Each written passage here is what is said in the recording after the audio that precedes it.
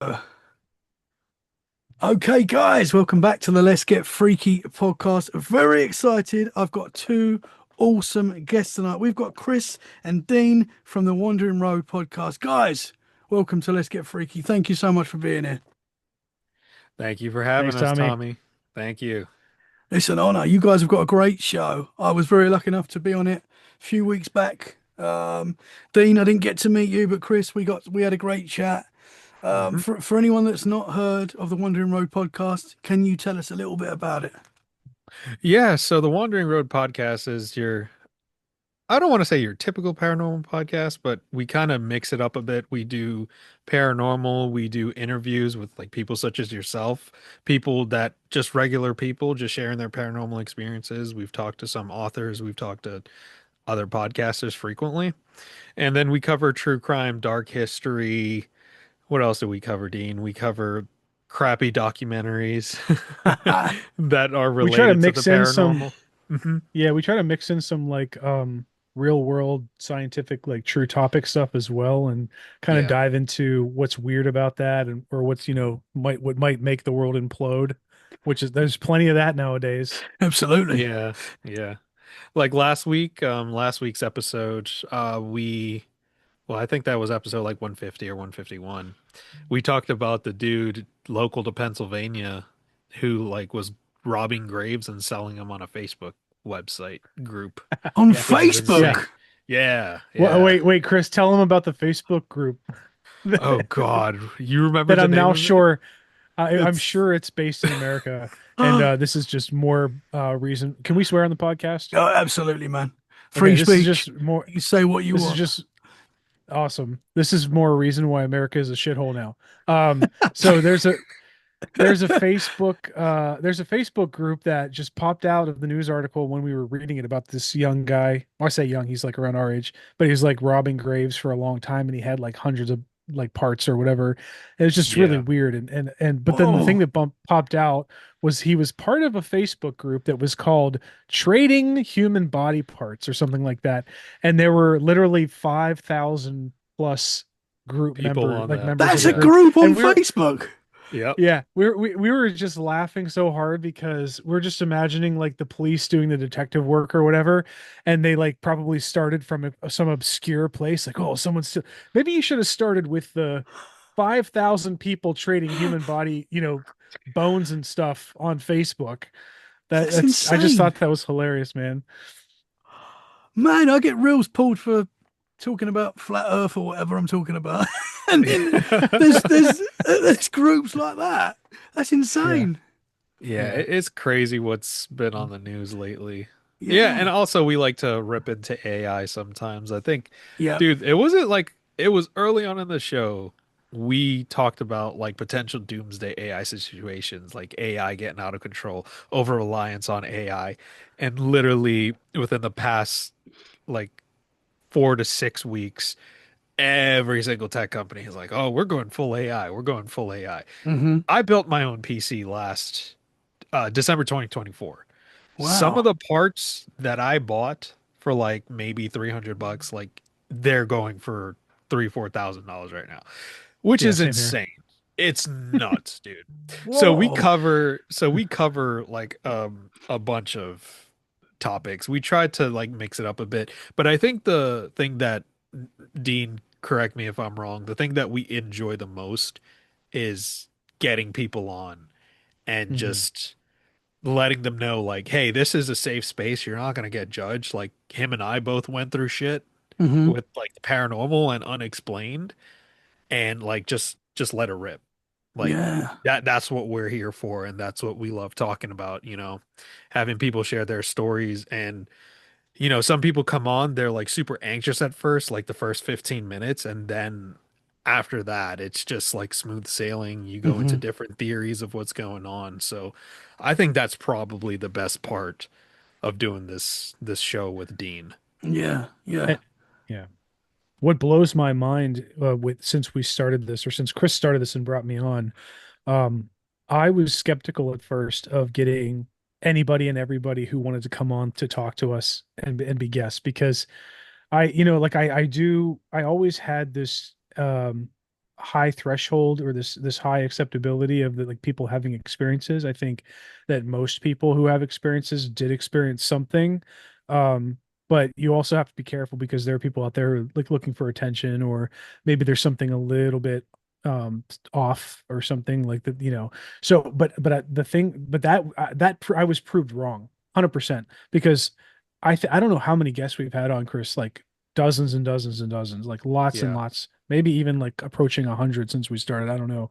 Hmm. But every single one, there's maybe like one or two that were a little bit dodgy, but literally every single person that we talked to had something interesting to say, and Hmm. they ended up being really good orators and conversationalists. And it just blows my mind that there are so many good people out there with really real experiences, and we get to talk to them all the time, and it's like just it's amazing, Hmm. honestly. The Yeah. more you talk to people, the more you realize how common the paranormal really is. It's Yeah. very rare to meet someone that's never experienced anything of high strangeness in their life. Like even people that are like quite skeptical, that say they don't believe in this kind of stuff, will often, you guys will know this, will often 5 minutes later be telling you a wild story. And you're like, wow, like you've experienced that. Or they know someone that they trust that's experienced something big or Yeah. paranormal. So it's very rare to meet people that have never experienced anything paranormal, which is quite cool. Yeah. Yeah. And then also people meeting people who had certain experiences that first like you've either never heard of, Hmm. and which are amazing because they're literally bringing news stories every single time that are not part of the mainstream, or maybe they touch a mainstream story but there's different angles on it. Um or the best one I think in my opinion is people who come on and they have experiences, and then we get reminded of somebody else who had a similar experience, or maybe we had a similar experience, and then we realize we're not as alone or unique in that. And then it's like, wow, really? You had Yeah. that kind of dream too? You saw that orb too? Like, oh, wow. Okay. Well, then there's Hmm. some validity going on here.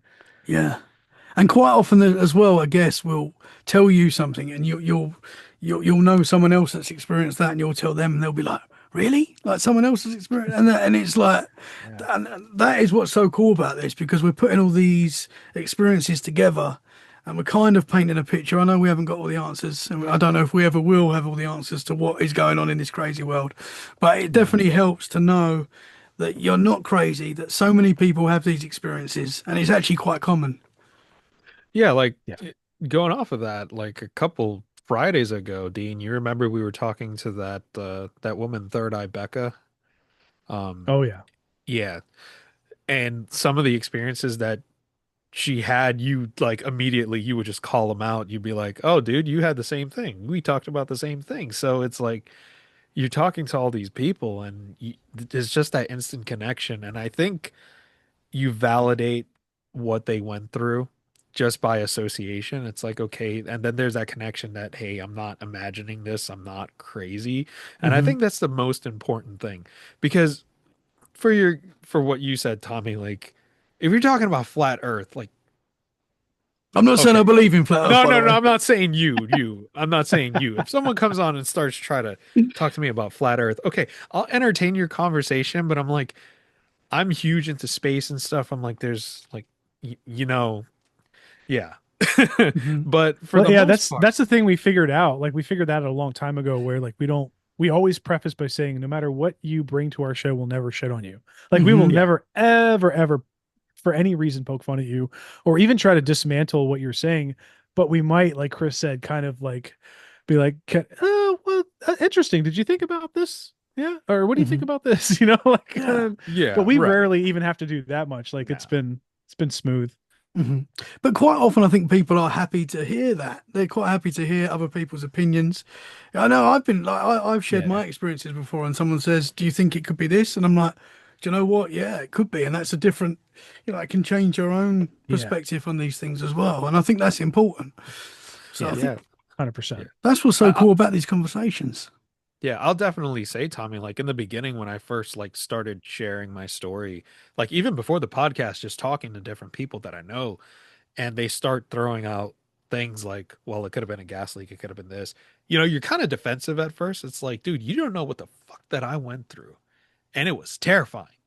But the more you talk to people and the more you start thinking about these things, and it's like the more you're kind of in the camp of, I want it to be that Hmm. because the alternative is creepier. So it's Absolutely. yeah, but to bring it full circle, Tommy, yeah, that's the whole point of the podcast. When I started it, I was solo. I kind of didn't know what I wanted to do with it. I talked to like about different topics, and then like I wanted to explore the creepy angle. And then I did that. It was super fun. I had a few friends on, some family members on. And then I told Dean, I was like, dude, I have a podcast. You want to talk about some stuff? He's like, yeah, I let's talk about this like AI situation.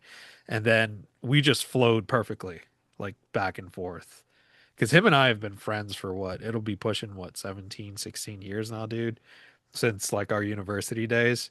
So we have Oh always wow. had that rapport and it just continued on through the podcast and it's just been a great time ever since. And again, I'll reiterate like the point of our podcast is for like a safe zone for people to not, you're not going to come on here and you're not going to be ridiculed or anything like that Hmm. of that Hmm. sort. So Yeah. That's awesome. It's the same as this show as well. Like it's a safe space where you're not going to be judged. Where you can actually throw anything out, and we'll listen and accept and try and work out what's going on in this crazy world, because it is a crazy world, that is for sure. And there's a lot more going on that we can't always explain. agreed. Yeah. So I'd like to And for go. yeah. Sorry, man. Sorry, oh, you can pick it up. I just we can just go with what were you gonna say? Three, two, one. That's good. No, that's what, man. No, what was you going to say, bro? So I was gonna ask you before we got into it, what part of the UK are you living in right now? So I'm based in Dorset, which is like the south coast. Dorset. So Oh, okay. I'm Wow. Yeah, so I'm originally from Essex, which is like right next to London, and Yeah. then I moved to Dorset. When did I move to Dorset? 21 or 22? 22 or 21? Okay. I should know that. And yeah, it's not too far from Essex. I'm about 2.5 hours away from London, and so I just wanted to move after the pandemic happened when we was all locked away. I decided that if we're ever locked away again, I'd rather be by the beach. So that's why we That's moved so here. Oh my God, that's well. The reason I ask is because we've talked to a handful of people from the UK, and I always get so enthralled by anybody from like who has paranormal experiences there because it's such an old country. Like I love I've been to the UK one time. I actually went to London one time a long time ago for a wedding, and I had a blast there. It was a lot of fun, but I didn't really like you don't it does if you've never been to the UK, it doesn't really hit home how old everything is until you're there. Like Hmm. how the buildings, like so much history, and the way of living is so unique. And it's just literally a different world. So anytime has someone has a ghost story or paranormal story, like it really ticks up when I hear they're from the UK. Hmm. Um, Plus I like I don't know if you've ever heard of the TV show The Detectorists, but Ah, I I got addicted to The Detectorists. It's a British comedy. It's about two guys who are detectorists, and it's I forget their names, but they're pretty. You would probably know those actors, but yeah. the skinny guy, the main character guy, he was in Pirates of the Caribbean. He was like one of the he was the Oh, cross-eyed was evil was he in the pirate or whatever. office? Was he in the office? Gareth. Yeah. The British office, Yes. yeah.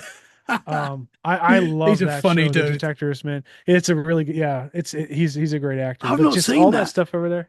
Yeah, you should check it out, man. It's got like they talk about his British history, and there's like I think there's good classic dry British humor in that, and which I think it's really hard as an American for Americans to find a lot of the comedy or like a lot of funny stuff in different cultures, but that's one where I Yeah. think it's just spot on, man. It just hits home. I need to check that out. I mean, you're right when you say. I know there's haunted history all around the world, but we're in the UK. I mean, I've got a castle just down the road from me called Corfe Castle, and it's over a Nice. 1,000 years old. And it's I can't even like imagine living it. Yeah, it's nuts, it's dude. it's wild. There's so many ghost stories there. They claim it to be one of the most haunted castle in the UK.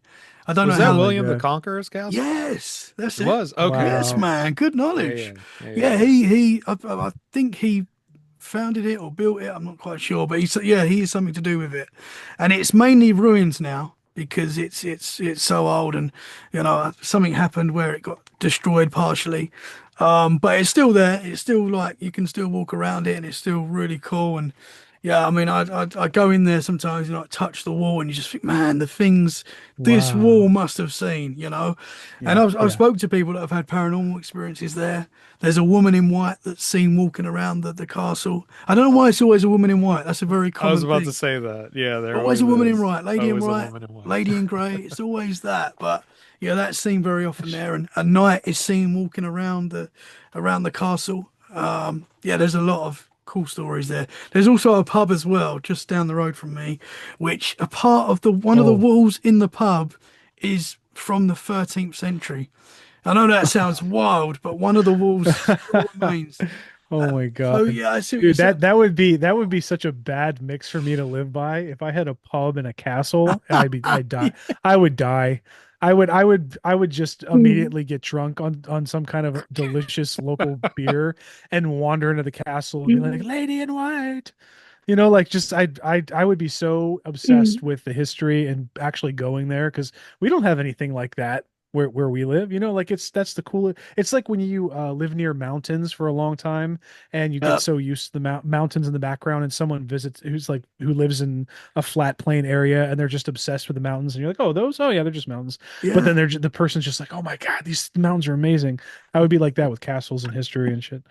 That is what people around here are like with like the beach and stuff. Because obviously that was a big reason why we moved here. Like, because to be by a nice beach and stuff like that. And you talk to the locals around it and they're like, oh, yeah, it's the beach. Don't really go on the beach, to be honest. And we're like, man, that's why we're here for the beach. Yeah. So Yep. it's just Yep. people just get used to living where they live, I guess. And it's That's just true. becomes the norm. But I do want to get to the US. That is my goal. I love the Mm. history of the US as well. And what fascinates me about the history of the US, like New England and things like that, is that it's not that long ago. We can still kind of see what happened to you look back 200 years ago, which it was such a different time, but we can Yeah. still kind of see it. It's not actually that long ago, really, and that Yeah. that kind of blows my mind. Come out this way, we'll take you to Gettysburg. Oh, I'm coming. Yeah, that would be an area I'd love to go to. Yeah. See, that's the thing. High strangeness is everywhere, man. Every town, every place in the world, there That's is true. history, there's legends, there's lore, and it's Yeah. everywhere. You know. Yeah, it definitely is. Dude, real quick on British comedies, Hmm. aside from Mr. Bean, um, IT crowd, IT crowd. Yeah, that's Oh good. my. Yeah. And that one I sent you on TikTok, I forget the name of Yes. it. Oh, so it wasn't Little Britain. Don't know if you guys have heard of Little Britain.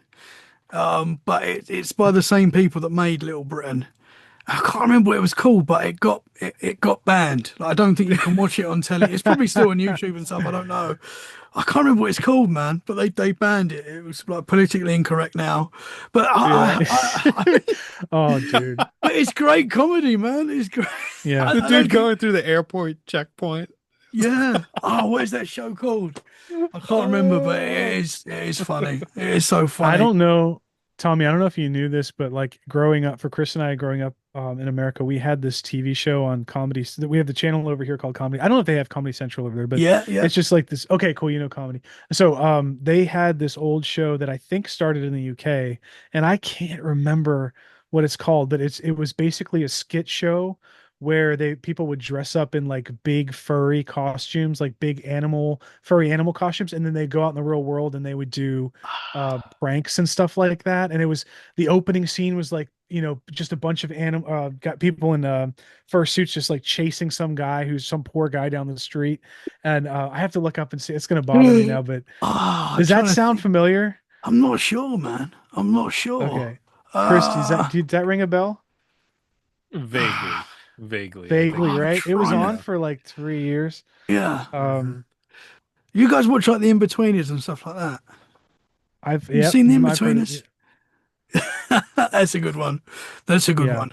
And I have to say the UK office as well. I love the UK office. I know the Mhm. American office is good, but the Ricky Gervais UK office for me is I one of My I've favorite never things. watched it. I've never Oh, watched it. you I, need to I watch was it, man. like, I heard like if you watch The Office, you won't find the UK Office funny, and I'm like, Really? Yeah, they're quite yeah, different. They're quite different. okay, The UK office, Ricky Gervais. I mean, some people hate Ricky Gervais. I think he's hilarious, but his face just makes me laugh. I'd watch it and I'd just cry, just at his facial expressions.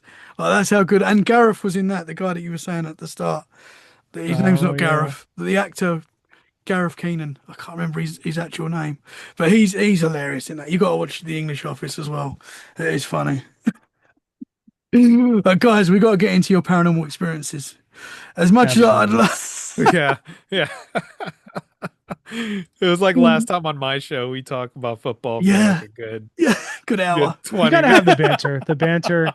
The banter's important. By the way, it was Absolutely. called Trigger Happy TV. Trigger Happy Watch. TV. Yes, I do Yeah, remember that. Trigger Happy TV. Yeah, when he had 16. It the was on for phone, 16 years. when he get 16 Jeez. years. the phone call, he get the phone call. Deluded, deluded, Yeah. deluded. Yep. Hello. Oh my Yeah, yeah. god. Oh my god. That's I'm gonna have to good, man. rewatch that. That is good. Okay. That is good. It's not been on for a while. That is good, man. Yeah, I love comedy. Comedies is and UK comedy, America, it's the same, man. We all love the same stuff, really. You know, Absolutely. Yeah, we're all the 100%. same. We're all the same. Yeah. So, getting into your paranormal experiences, where does it all start for you guys? You want me to go first, Dean, or do you want to go first? Yeah, go ahead, man. All right, you sure? You positive? Because mine like takes 100%. like an hour. I want it. I want it all as well, guys. I want every You last just bit of like the it. sound of your voice. Are you guys both based in Pennsylvania, by the way? Are you both in Pennsylvania? No, go ahead. Share where you're from, asshole. Don't Go be ahead. jealous. I I, I've am. lived I've lived in Hawaii for 7 years. Oh, you're in But Hawaii. yeah, but Chris and I Whoa. met. We did meet in PA, and I grew up in Pennsylvania. Mm. But my wife and I live in Hawaii, so Oh, yeah, hate me, wow. love me, Yeah, whatever. but that's tough. I know, right? Well, I try to tell people Hawaii it's a beautiful, amazing place, but when you live here for a certain amount of time, it's just like any other place. Like I have to get up, I have to go to work, I have to take my kids to school. It's Mhm. just like it's not beach and pina coladas and mai tais all day. I wish it was. Every It used to weekend it is, be. though. Yeah, sometimes, yeah. Then you're off from If I work can and get it's away. like, shit, I live in Hawaii. This is awesome. But Yeah, it's like that's but pretty it's like cool. it's like what Tommy said though. It's like if you live in an area for so like we have beaches obviously everywhere. Yeah. And when my wife and I first moved here, we were at the beach every day. Like just oh my God, we crushed the beach. Like for a couple of years, we would just go out and do stuff, hikes and all this stuff. And then like you have kids and they're really young and you have to work and stuff. I don't think we've been to the beach once in maybe like 4 months, 5 months. And we Wow. just had the twins. We just had the twins, so they're only like three, a little over 3 months old, and Oh, we're not wow. getting any sleep or anything. So like it's gonna Congratulations, be a man. while. Thank you so much. It's gonna take so long before we go back to normal though. Yeah, you're screwed, brother. I know, that's what I hear. I keep hearing that. People keep saying, "Oh, you're fucked, man. I've You're got screwed." 3 kids. I've got 3 kids. It's amazing, It but is. Yeah. it's tough. Yeah. But it's Yeah. great. It's great, man. Twins, bro. Yeah. Yeah. We Two, weren't expecting that. yeah. What a surprise. We actually went on a vacation to Japan for like once a year sort of thing. We try to go to Japan when we can once a year, and it's like one of our favorite big, and it's so close too. It's like the only place you can go that doesn't kill you from the plane ride. But we were in Japan and my wife was pregnant and she knew, but we didn't find out it was twins until she got sick towards the end and we got back and she went to the ER thinking she just had some kind of like stomach virus or something. And the doctor, she said, I wasn't there with her, but she said the doctor walked into the ER room and she's like, "Oh, okay, you know you're pregnant, right?" And my wife's like, "Yeah, yeah." He's like, "Did they tell you anything else about your pregnancy?" And she's like, "No." Like, what do you mean? Like, are you about to tell me something terrible? And he's like, "Well, according to this, you're having twins." And my wife's just like, she said she's just like, like her mouth just like her jaw dropped because I was joking with her the early pregnancy. I'm like, watch, it's gonna be triplets. It's gonna we'll just get one more out of the way, multiples, and we'll get done. And then it ended up being more than one. And we're like, Wow. oh shit. We were like excited but nervous, and um Wow. that was the thrill ride, man. Yeah. Yeah. That's amazing. That is when the doctor said, you're pregnant, your wife should have gone, what? Yeah, She yeah. should have We were really just played up to that. where's your nearest window? I need to jump out. Um, That's we have dark amazing, man. humor. Yeah. Yeah, Oh, wow. No, kids are amazing. They're hard work, but they're amazing. It's good. It's worth it. absolutely. And Mm, I do awesome. have some paranormal, creepy stuff to talk about that involve my older daughter. So that this will be good. Oh, wow. Okay. But let's start with Chris. Let's start with Chris first. Chris, you got some really good stories from your childhood as well. What Like happened, I Chris? said, mine are lengthy, so I want to give you the opportunity now. But I want it all, guys. I want it all. All right. All right. All right. Okay. I'll start from the beginning, Tommy. So we'll rewind the clock back 30 years. 30, it'll be 31 years now. So I'd say about like 95. Yeah, between 95, 96. So I was about 5 years old at the time. The reason I remember that specific year is because my sister was born. My sister was born in 1995, and she was alive when this happened. So the earliest paranormal experience I remember is I wake up. It's about 2, 3 o'clock in the morning, middle of the night, and I sit up in my bed. So real quick, the layout of the room. I lived in the Bronx, New York. So any of your listeners that are U.S. based and are from New York and are familiar with New York apartments, um, you know that there's a living room, a kitchen, and your bathroom, and a really big bedroom. So some of them have two bedrooms, some of them have just one big ass bedroom. So all of the beds were against the wall. So like if you walked in this way and you turn right, all of the beds were there. On the left-hand side would be the dresser, the vanity, TV stand, whatever. And straight ahead was like the window with the fire escape. So my bed was the closest on the, if you go towards the window, you make a right, closest to the window. And when I would sit up and turn right, I would see my parents' vanity.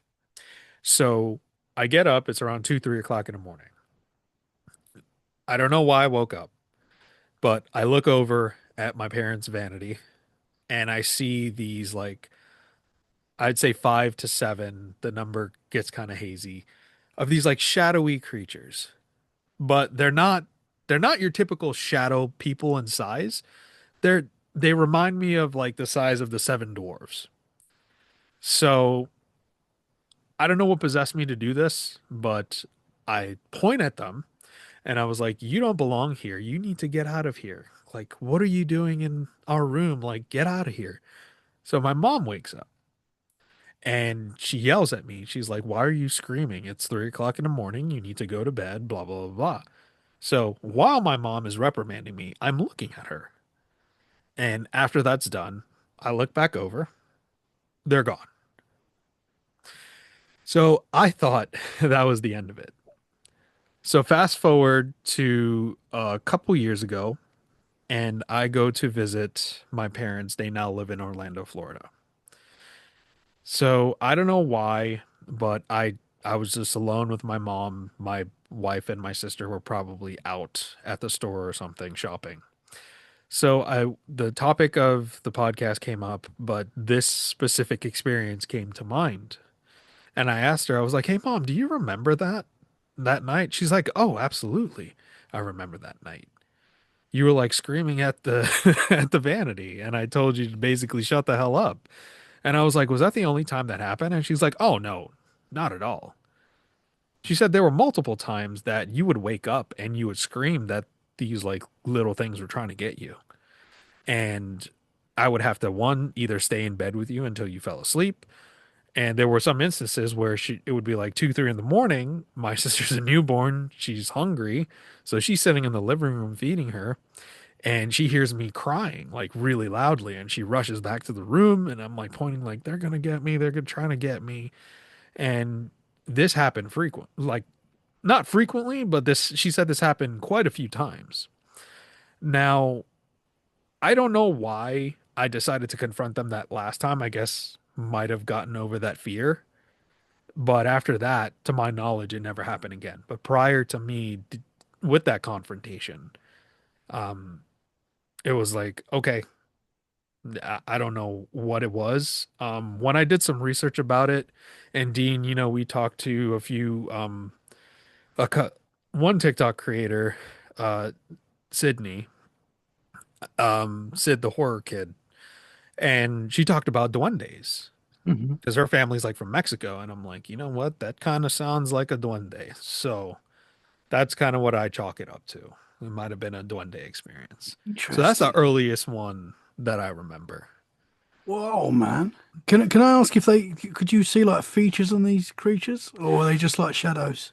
They were just like shadows, like when you've seen shadow people where there's like, you can see the outline of like once your eyes adjust to the dark and there might be little bits of light from the outside and, maybe appliances in your room. Hmm. But when you look at that one spot, you just see their outline. It's just darker than dark Hmm. because you can see the stuff behind. You can't see behind them. They weren't like transparent. It was that opaque. Hmm. So, but I couldn't see any features or like that. I just remember that they were standing there and I just yelled at them. Man. And the duende, they're like tricksters. They sort of get trickster Yeah, creatures. There's I think different so. names for them. Yeah, and sometimes they sorry, that was my cat walking under my desk. It wasn't a duende. Um but I heard like, sometimes they like to take children, they like to take young children, and it kind of sounds similar to when I talked to a few folks from um over in Ireland, sound like fairies and changelings. Hmm. The changelings would like to come and take a kid and swap it out with a changeling, because supposedly they'll have a better life living with a human family. So, you draw those similarities. So, if I had to take a guess, I'm guessing like they were the duendes that kidnap children for some reason, for whatever, I don't know why. But Chris, what if you were switched? What if you're a duende? Yeah. what if I'm a What duende? Then you're a duende? I think I just I, realized that when you wait, when you brought up the crossover between the changelings and the Hmm. duende, I'm like, wait a minute. It You all makes yelled at sense. them. Yeah, it makes sense now. They were yelling at you to go back to sleep, and then you flicked them off as a spicy young kid, and they right? just said, "Screw it, let's just swap them out." And then the real you is in a ditch somewhere, If that's the buried real deep. case, I have no magical powers, which fucking sucks. So I want a refund on this shit? A refund. Yeah.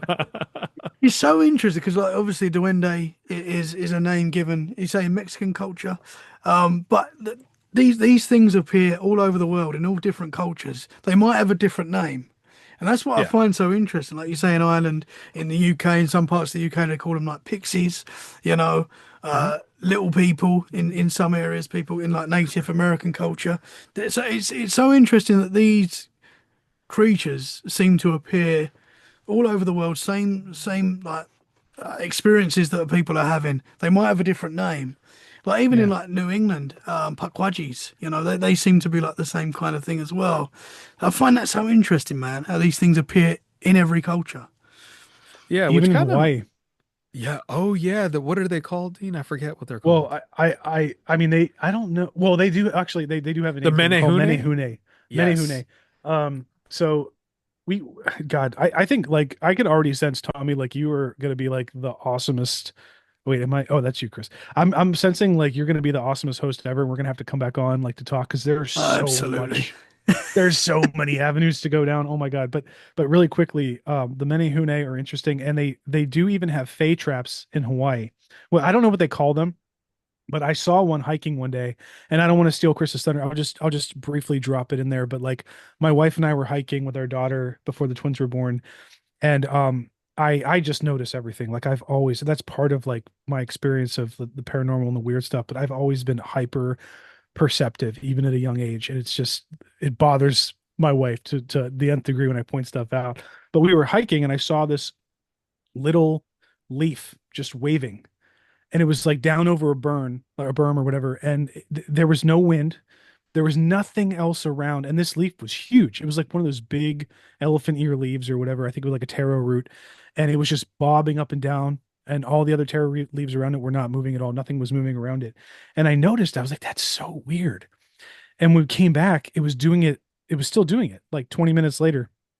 And then I just remember thinking like, oh, Fey trap. That's like, I'm not saying that's what it was, but that's a weird phenomenon. And I've heard some, I like to drop in some more realistic, like real world explanations, which, people talk about, well, it could be like some kind of worm or bug or something that's moving the leaf. But the thing that got me about that was the leaf was huge. So it would have to have been like a lot of bugs or whatever moving in unison. And but anyway, that's just my little Interesting, man. Menehune Fey trap So what's that experience called? here. Menahune. Yeah, Menehune. Yeah. Interesting. So same kind of thing, same kind of legend, but just a different name.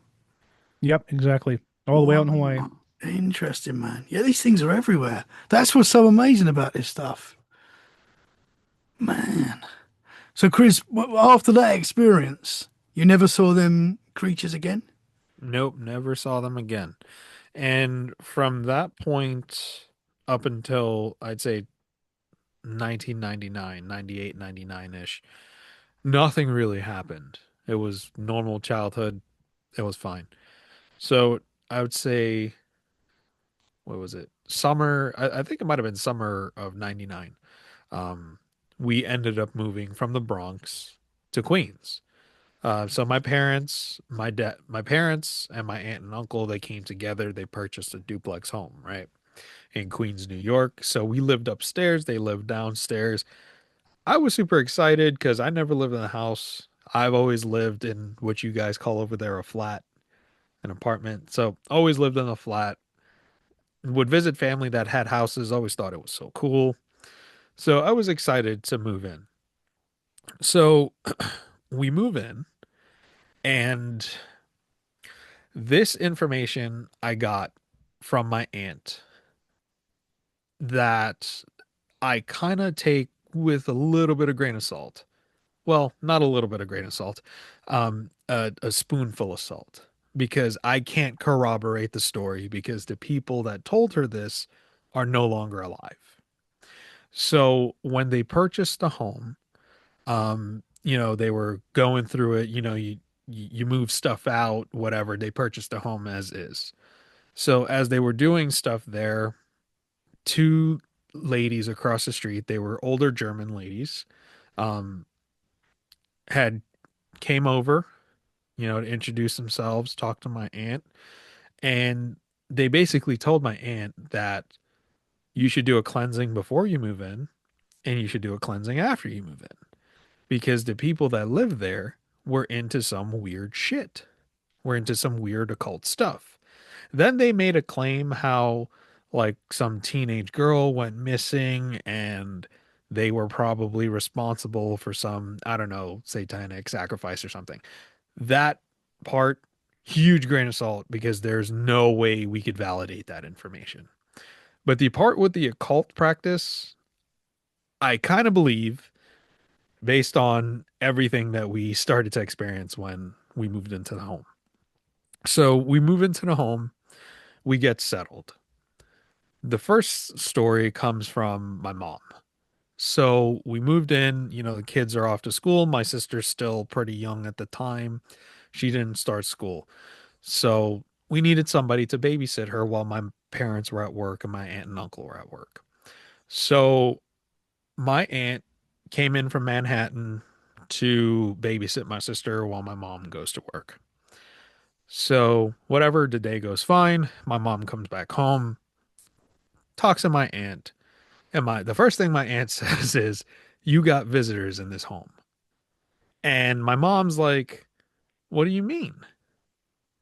And my aunt's like, no, you have visitors in this home. My mom thought like somebody came by, somebody was looking for her.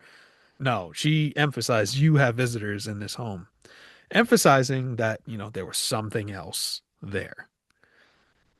Fine. So we move on, and as soon as we moved in, we all got situated and everything. Weird things would start happening off the bat. And the first weird thing, so I'll start with this one. My aunt and uncle, you remember those old stereo system guys? Back in the day, it had like, you had your record player on top, your cassette player, then it had the CDs and the two big ass speakers that came along with it. Yeah, it was made, I think it was like Sony or something like that that had that. So they set that up downstairs, and sporadically it would just turn on its own. And it would scare the shit out of us because one, it would turn on full blast. So me and my cousin, we'd be hanging out, we'd be playing PlayStation or something, and boom, like clockwork, that radio will just turn on at full blast, right? So we would go back downstairs to his apartment and we'd turn it off. And this would be a frequent occurrence for like a couple of weeks where we would have to go and turn it off. The weird shit that happened, one time we decided to test it out. I don't know why would possess us to do this. My cousin is like, he's probably 4 or 5 years older than me, so he was like a teen at the time. He unplugs it. We go back upstairs. We're playing PlayStation, whatever, Nintendo 64. Fucking thing still turns on at full blast. Whoa. Yeah. So my aunt and uncle, they experienced the damn thing turning on by itself. So them being adults, they're like, you know what? We've had this for a while. It's probably faulty. We've had a lot of parties back in the day. So maybe it's time for a new one. So they get a new stereo system, and the new one still does the same fucking thing of turning itself on when nobody's around. Full blast, like just sporadically. Even when it's unplugged as well. Yes. Yep. Whoa. It was one of those things where it's like, I don't, I don't know how to explain this. But I'm like 9, 10, between 9 and 11 years old at the time. And you don't think anything of it as a kid because you don't have that understanding that this is not supposed to happen. Hmm. It's like, oh, okay, maybe it's something electrical, maybe it's something faulty. It is what it is. Excuse me. So then we move on to like the weirder stuff that started happening. So frequently we would hear footsteps in the attic. And I'm not talking about your little, pitter patter type of footsteps where it's like a little kid walking across. No, we're talking about somebody. It sounded like somebody had boots stomping back and forth, going back and forth, back and forth, back and forth. And Tommy, this was not in the afternoon. This was like in the middle of the day. This would happen. Mhm. This would happen in the middle of the day. Sometimes it would happen multiple times a day. Sometimes it would happen every single day. There were instances where it would not occur. And then you would hear just thud, thud, thud, thud, thud, just running back and forth. So I wasn't the only one that heard it. My sister heard it. My cousin heard it. My other cousins that would come over, they would hear it because like all the family like lived in a close proximity with each other, and all the little cousins, we would all be together and we all heard the same thing. And then we go and tell my dad, or we tell my aunt and uncle, and they would say, oh, it's just pigeons and squirrels making that noise. And I'm like, even as like a Wearing their 11, Timberlands. 12 year Yeah. old, yeah, no, they're not wearing Timberlands. We're in New York, but the pigeons are not wearing Timberlands. The squirrels are not wearing Timberlands. Okay. I don't know, man. New York, you got some, you got some cool animals there. Who knows? I mean, we got rats that eat pizza. We got rats that are like this freaking big. Just quickly go off track. I saw like a TikTok video. They pulled a rat out of like this lady's like washer or something. It was like this fucking big. Whoa. Oh, Yeah, these things are massive. yeah. So maybe, just maybe, Just might not have in been- Timberlands. Yeah, exactly. Well, Yeah, it depends. Yeah. Yeah, Tommy. So like those were you've been through hauntings yourself. So those were the minor things that kind of were residual. They always will frequently happen. Hmm. Then shortly after the knocks would start on the door. So like clockwork every day between 5 and 8 p.m. we would hear a knock on our door. So when you walk into the house, there's like the front door. You walk in, and immediately to the left is the door to my aunt and uncle's place. For us, you would have to go up a set of stairs, hang a left, and there's the door to our place. Excuse me. And it would just start randomly happening between 5 and like 8 o'clock at night. You would hear three knocks, Whoa. like just like that, just like that. And my dumbass, I'm 11 years old. I'm like, oh shit, my cousin's here. He wants to go play like Dreamcast or PlayStation or something. So I'm super excited. I go open the door, crickets. Nobody's there. So shut the door, whatever. Don't pay no mind to it. Next day, happens again. Same routine. Open it. Nobody's there. At a certain point, you start checking. Excuse me. Like I went downstairs at one point just to see like is there anybody home down there? No, it was dark. My cousin being like in high school at the time, he wasn't home. He was out with his friends and his girlfriend, whatever. My aunt and uncle were still at work. My mom hadn't come home from work yet. It was just me, my sister, and my dad. And my dad would be sitting there, he'd be watching the freaking news, and the knock on the door would happen, and I'd go open it, and there'd be nobody there. It came to a point where we heard the three knocks. I opened the door. My dad was like, "Who is it? Who's there?" I'm like, "Dad, there's nobody there." And he's like, "Okay." So left it. The next time it happened, I get up to go check. He decided I'm gonna go look. He went, he opened the door, didn't see nobody there, closed it, came, sat back down, and kept watching his news. Did not say nothing. Just kind of left it as that. And it's one of those things that like frequently happen, and there was no explanation for it because we would go downstairs to check and see who's there, making sure like our cousin's not, playing a prank on us or anything of that sort. Hmm. Man. And it was always the three knocks. Yes. Yes, Which it was which there's always. something about three knocks people say, like in the paranormal world. There's something to three. I don't know why that it's got to be free, but you hear that quite a lot with the three knocks. That's something that comes up quite a lot. Yeah, it was more so so with the significance of three, it's the mocking of the Trinity, the Father, Son, and the Holy Spirit. Hmm. So that's why, that three stuff comes around. Okay. So I, it was one of those things where I would tell them, well, my dad specifically, that, there's nobody there. And it's like nobody believed me.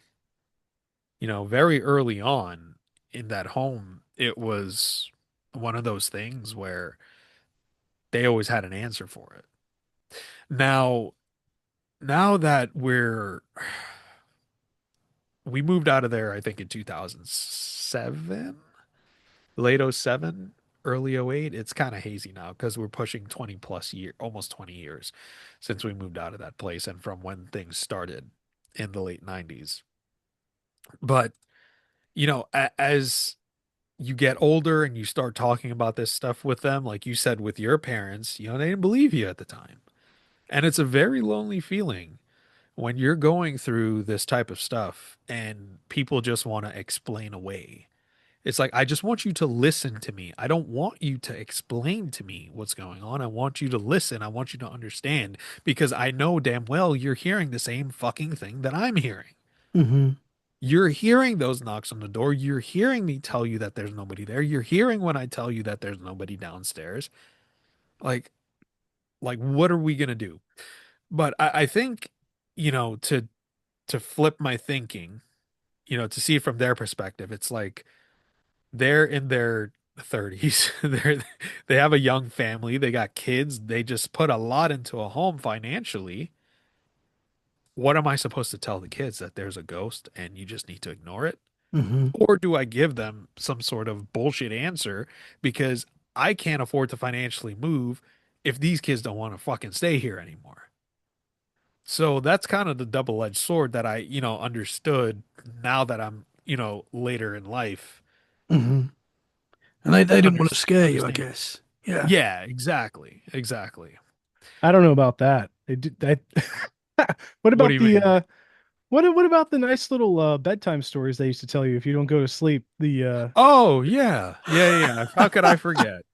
This is going to be like a triple-edged sword because this nice little this makes it sprinkle in a little bit of the uncertainty and the fear from the parent side. So like, God, please tell this nice little nugget. Yeah, so like I'm half Indian and half Spanish. And like you've heard of La Llorona? It's like the weeping woman. She's Oh, very yeah. like it's very common in like Hmm. Mexican like paranormal lore, but Yeah. it kind of expands. It's the tale of La Llorona has expanded to like the US and the Caribbean and everywhere. So when I was a kid and I didn't want to go to bed, my mom would tell me, "Well, if you don't go to sleep, La Llorona's gonna come get you." And I'm like 4 years old at the time, and I'm like, I don't Four. like what the hell. So yeah, use of the paranormal is That didn't help. freaking true. Yeah, no, no, not at Keep on your all. toes. Yeah. To traumatize me. Whoa. So how do you pronounce that? The La Llorona. La Llorona. So Yeah. is that like when the crying woman and people get Y- sort of led out to her? Yeah. Is it that kind of law? Yeah, yeah. Yeah, yeah, yeah. Which Yeah, again you with hear in different cultures as well. yeah. Yeah, man. Yeah, it's crazy how like these different cultures that have nothing to do with each other have Yeah, similar type of yeah. spirits like you alluded to Before the earlier. world was connected as it is now. Well, maybe the world was more connected than they say it was. That's another rabbit hole.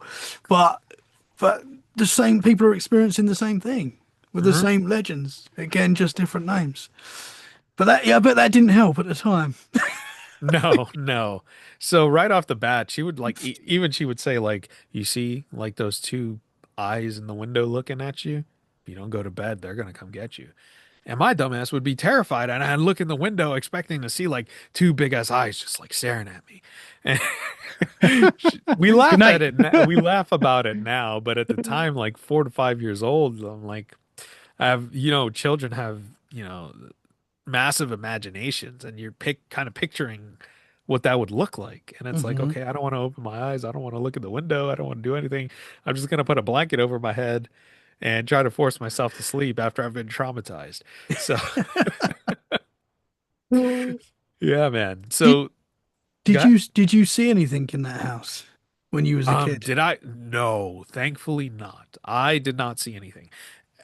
Everything that I experienced was like what's the word you use for it? Was it auditory? Hmm. So Yeah. it's a lot of things that I heard. But your So sister saw stuff too, right? Your yeah, sister she saw did. stuff, right? Oh yeah, yeah, she did. She did. Yeah. But to piggyback off of like the sleeping joke, when we went to sleep, this stuff would amplify. So not only would you have the knocks, you would hear footsteps. Sometimes you would hear footsteps in the staircase that, lead between both apartment doors. What the creepiest thing was is like you would hear footsteps in our apartment proper. So you'd hear footsteps walking from the kitchen to the dining room to the living room, back and forth, like literally for hours at night. And what the crazy thing is, it's like this would happen quite frequently, But I guess when I was a kid, I was a heavy sleeper because I didn't hear anything. So this comes from my mom, where she said she would hear this every night because she was a light sleeper. So the slightest move that you would make in your room or anything, she would hear it and she would get up. So I don't know if she was like on mom alert mode or something like that, because I would say by the time that would happen, these things started happening, like she would have already known that there was something there, because my mom can feel things, she can hear things, and she can see things. Hmm. That's a reason, one of the reasons why she doesn't like to go to like funerals or cemeteries and stuff like that, because she has that gift. Oh, So I guess I would chalk it up to mom being on alert mode, especially since she has two young kids. She would hear these footsteps walking back and forth all night. She would get up and she would go check. There would be nothing there. So she would tell my dad about this, but he wouldn't believe her. Be like, ah, you're not sleeping enough, whatever reason he came up with. But one night, my mom heard the footsteps. She sat up in bed. She gets ready to go and make sure there's no one breaking into the house, right? My dad happened to be awake, but he was just still laying in bed. He's like, no, I'm going to go. So he gets up, he picks up, I don't know if it was like an aluminum bat or a wooden bat, but he picks up a bat and, make sure there's no one in there. He walks to the kitchen, whatever, living room, dining room. There's no one there. And he made the unwise decision that of what you're not supposed to do when you encounter these things. He agitated it. He yelled at it. He started swearing at it. He basically said, like, leave my effing family alone. You're not welcome here. Yada, yada, yada. Right. So that's what he did. Now, I don't know if that incident led to some of the physical things that happened to my family members, but the, it never got physical with me. It was more so, like I said, auditory harassment. But continuing on with, the stuff happening at night, I recall that one night I woke up around 2 a.m. I had to go to the bathroom. So I always slept with my door shut. It was always a habit. My wife doesn't do that right now. And it kind of irritates me. My wife likes to sleep with the door open. And I think we talked about this on my show, Tommy. Like when you're laying in bed and you got the door open, you have this urge to look over and hmm. you feel like you're going to see something. You kind of don't want to see something, but you kind of do at the same time. So that's why I like to sleep with my door closed. But so I woke up, had to go to the bathroom really bad. I'm like, you know what? It's 2 o'clock in the morning. I gotta go, whatever. The door to the bathroom, like literally as soon as I open my door, you walk like 2 feet and it's just right there. So picture this. I get up out of bed. I walk to my bedroom door, which is shut. I stick my hand out like this, put the hand on the knob, and I hear this low guttural growl from the opposite side of the door. I got Oh, goosebumps that just talking gave me about this right now. goosebumps, bro. In Beauty and the Beast, like, funnily enough, we just like watched that on VHS, me and my wife, like Great movie. literally before we just we come on to record. And he's fighting the wolves and he like picks one up and he like roars at it. Just picture that sound. Just imagine that sound, but like very like lower the tone of it. And it's very low and guttural, like very threatening. Oh, Excuse me. So I froze for probably 10 seconds. Had my hand on the knob, standing there for 10 seconds. Like those 10 seconds felt like an hour. I put my hand down. I walked back to my bed, laid in my bed, covered myself in the covers, put the covers over my head, and I just laid there until I saw the first rays of sunlight hit my window, and I heard my dad start getting up to go to work, to get ready to go to work. I was like, okay, dad's up, mom's up. I'm gonna go take a piss now. But Man.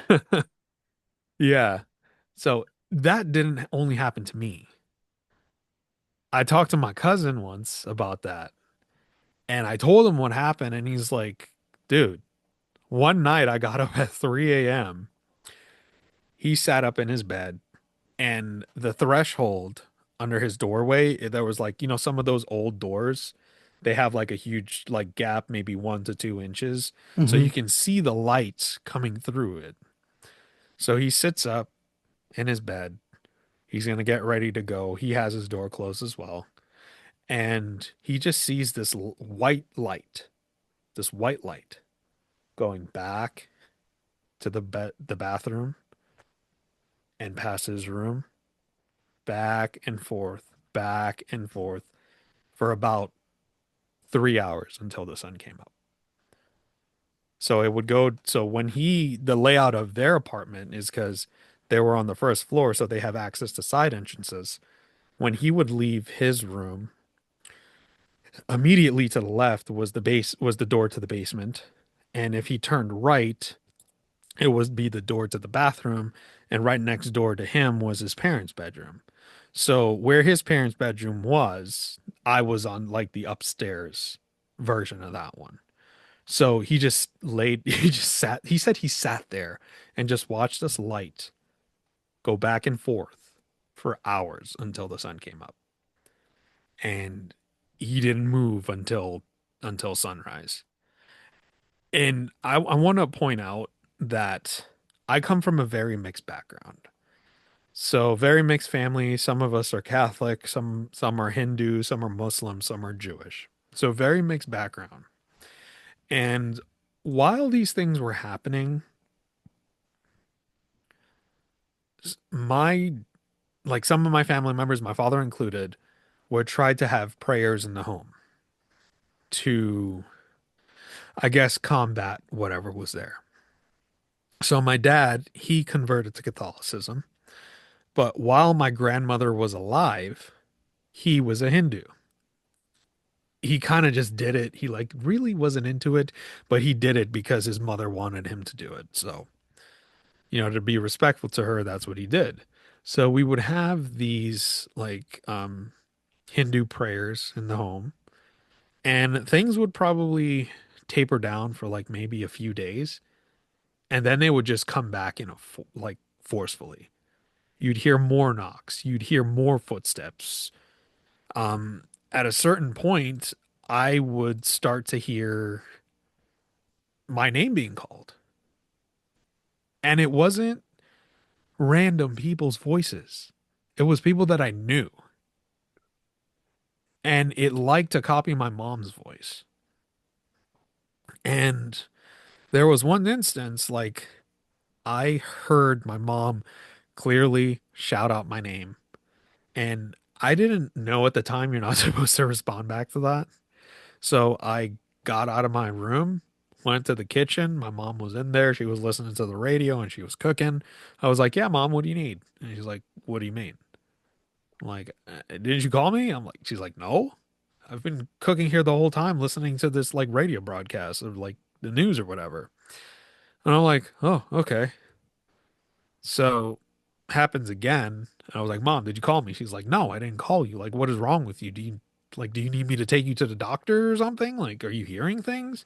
And I'm like, "No, I specifically heard you call out my name."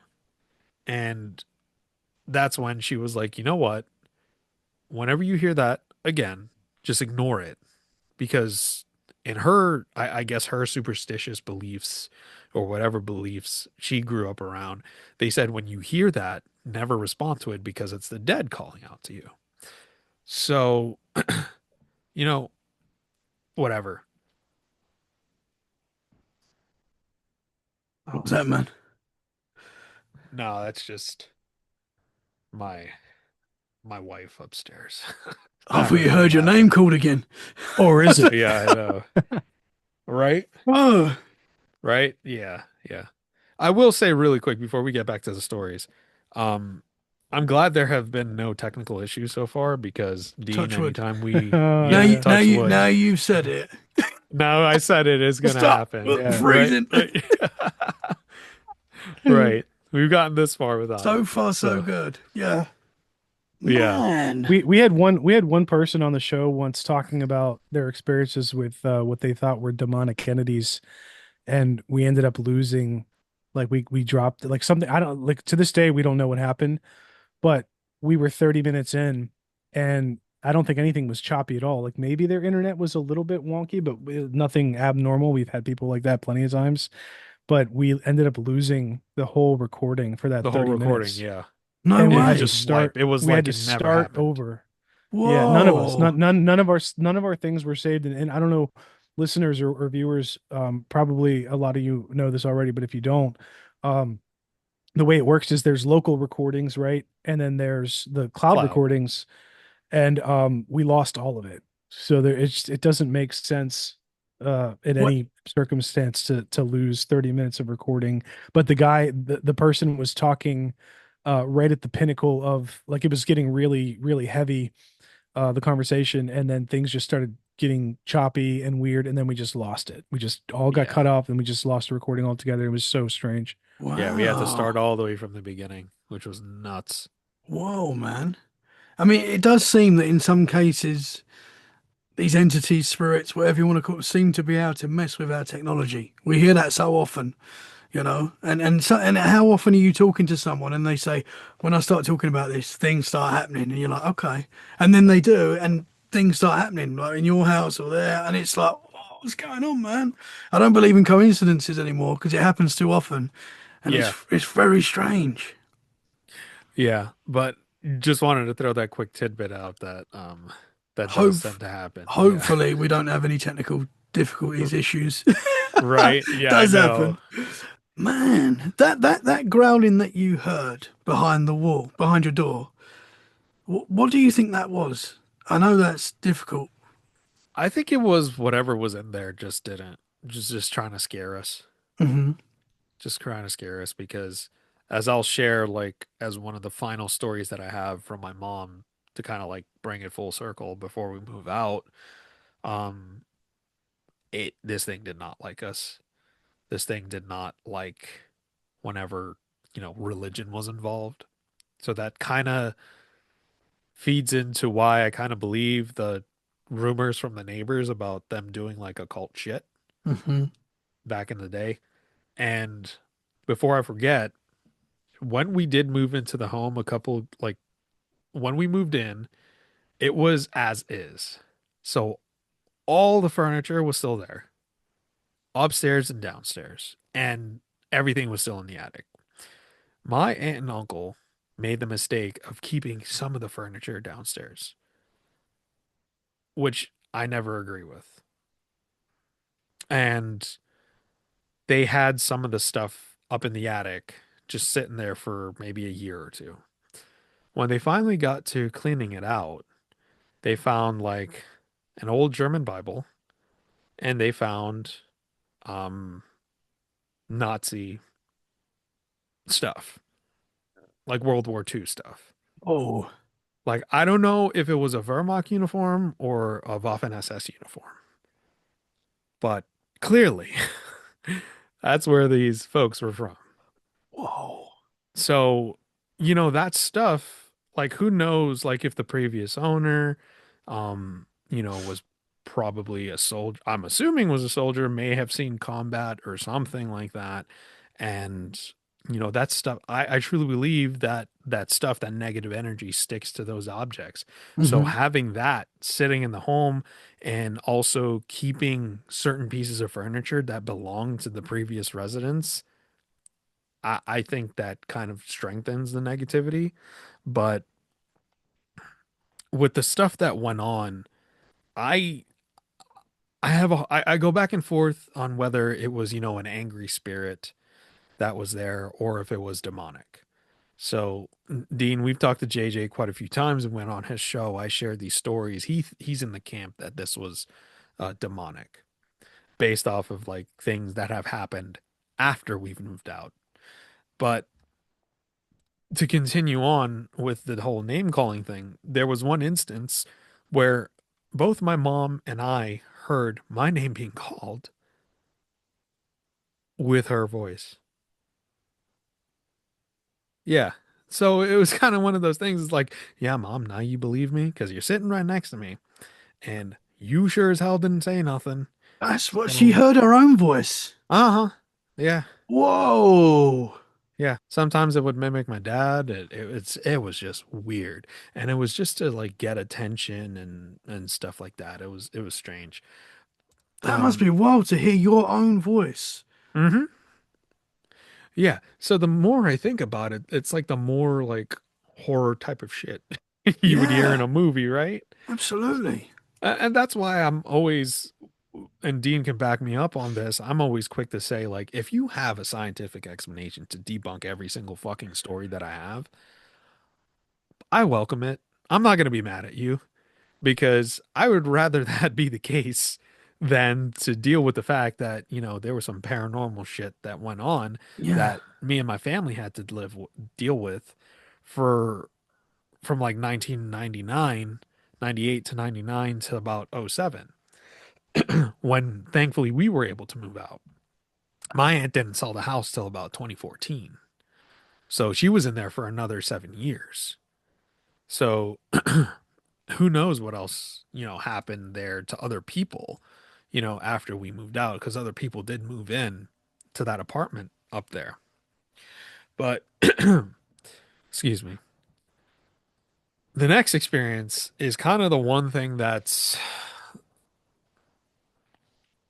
been seared into my mind. Like, I'll never forget it.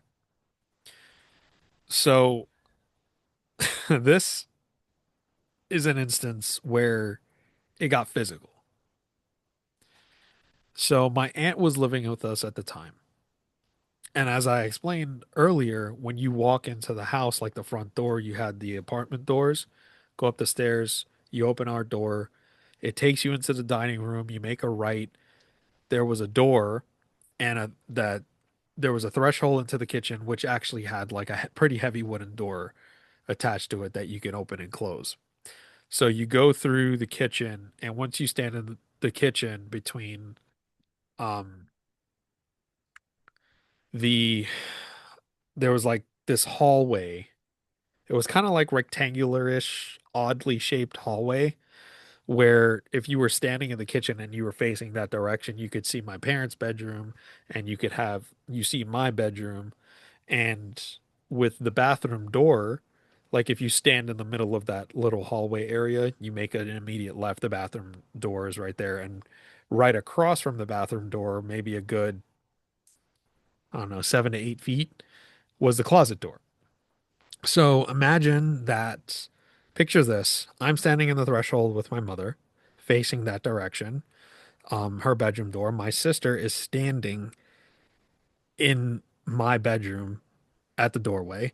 My aunt, who was staying with us at the time, she opens the door to my parents' bedroom to walk out. So she walks out of my parents' bedroom. She hangs her right. The bathroom door is closed. All of the windows are closed. There's no draft. There's nothing. She opens the door, steps foot inside, and gets violently shoved into the closet door. So you're talking about getting shoved back about a good 7 feet and being lifted a foot off the ground. And dude, like, like when you're pushed, you have this like that motion. That's Hmm. literally like the motion that I saw with her. Like I saw this, like her like shoved like like this into that Whoa. closet door. And my aunt was in her like in her mid to late 50s, almost 60s, and it's like she could have gotten hurt really bad. So, we made sure my mom made sure that she was okay. I was maybe 14 years old at the time, and clearly I don't I'm still processing what I saw when that happened. And to kind of I guess lighten the mood, my mom was like, "Okay, maybe the ghost had to go to the bathroom." So, Man, yeah, that's the one instance where it got that physical. is wild. Yeah, it and it's rough to talk about because like, when you explain something like that, it's like you remember it in such vivid detail because like it's traumatic. Hmm. And you try to explain that to someone and they'll look at you like you're crazy and it's like, "No, dude, this is what I saw. There was no draft, there's no wind inside of a house that could pick up a 50-something-year-old woman a foot off of the ground and knock her back 7 feet into a closet door. Like, how does that physically happen? Like, how? Man, I I, don't get it. I mean, some people say that ghosts can't hurt you, but I mean that's not always the case, man. You know, No, no, that bro. it. What was your aunt's reaction after that? Was she obviously terrified and Oh, yeah, shook up? absolutely. She never liked being in that place alone because she lived with us for a few years and she never liked being in there alone. She would pick up my sister from school when she was in elementary school, grade school. And if it was just her alone in that house and my sister, my aunt said that when I talked to her about it this past summer, because I got to see her this past summer, she's like, yeah, there were times where, I got shoved. There were other times I heard people calling my name. I heard things swearing in my ear, and I would be completely alone. She would hear footsteps. The whole nine. This thing did not like her for some particular reason. So that happened to her. And I also brought up this story to her. And we laugh about it now. She's like, "Oh, I remember that clearly." And she's like almost 80 years old now.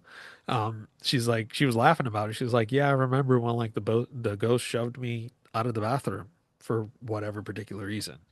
So that in that instance, that's where it got physical. Then with my grandmother, um, after my grandfather passes away, he passed away in 2004. He had liver cancer. So it was just her down in the basement.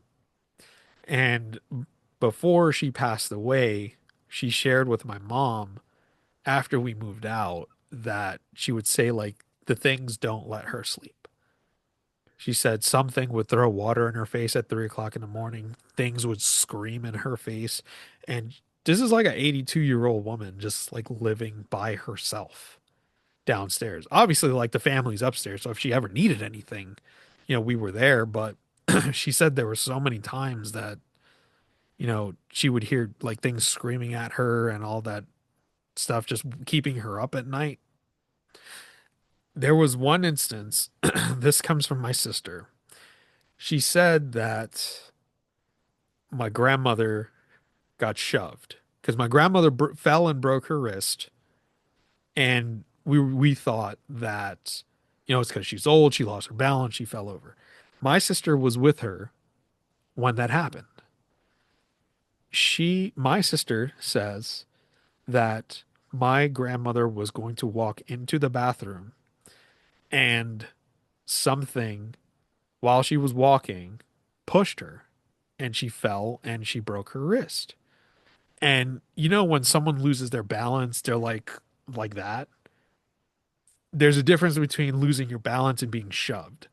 My sister says she remembers her like being like pushed like her body doing that forward motion Hmm. like someone pushed her and she ended up breaking her wrist. So I don't know, if my sister like misremembered that or anything like that, or my grandmother could have tripped, but I can't really say when it comes to that physical injury.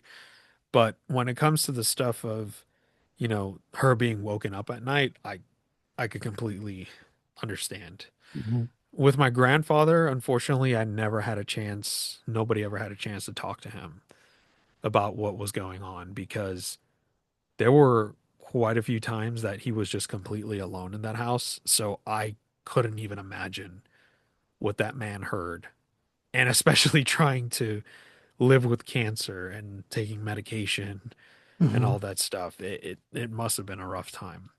But going on to you asked early on if I saw anything. I did not, but my sister did. And this is so she had this friend imaginary friend called Andy.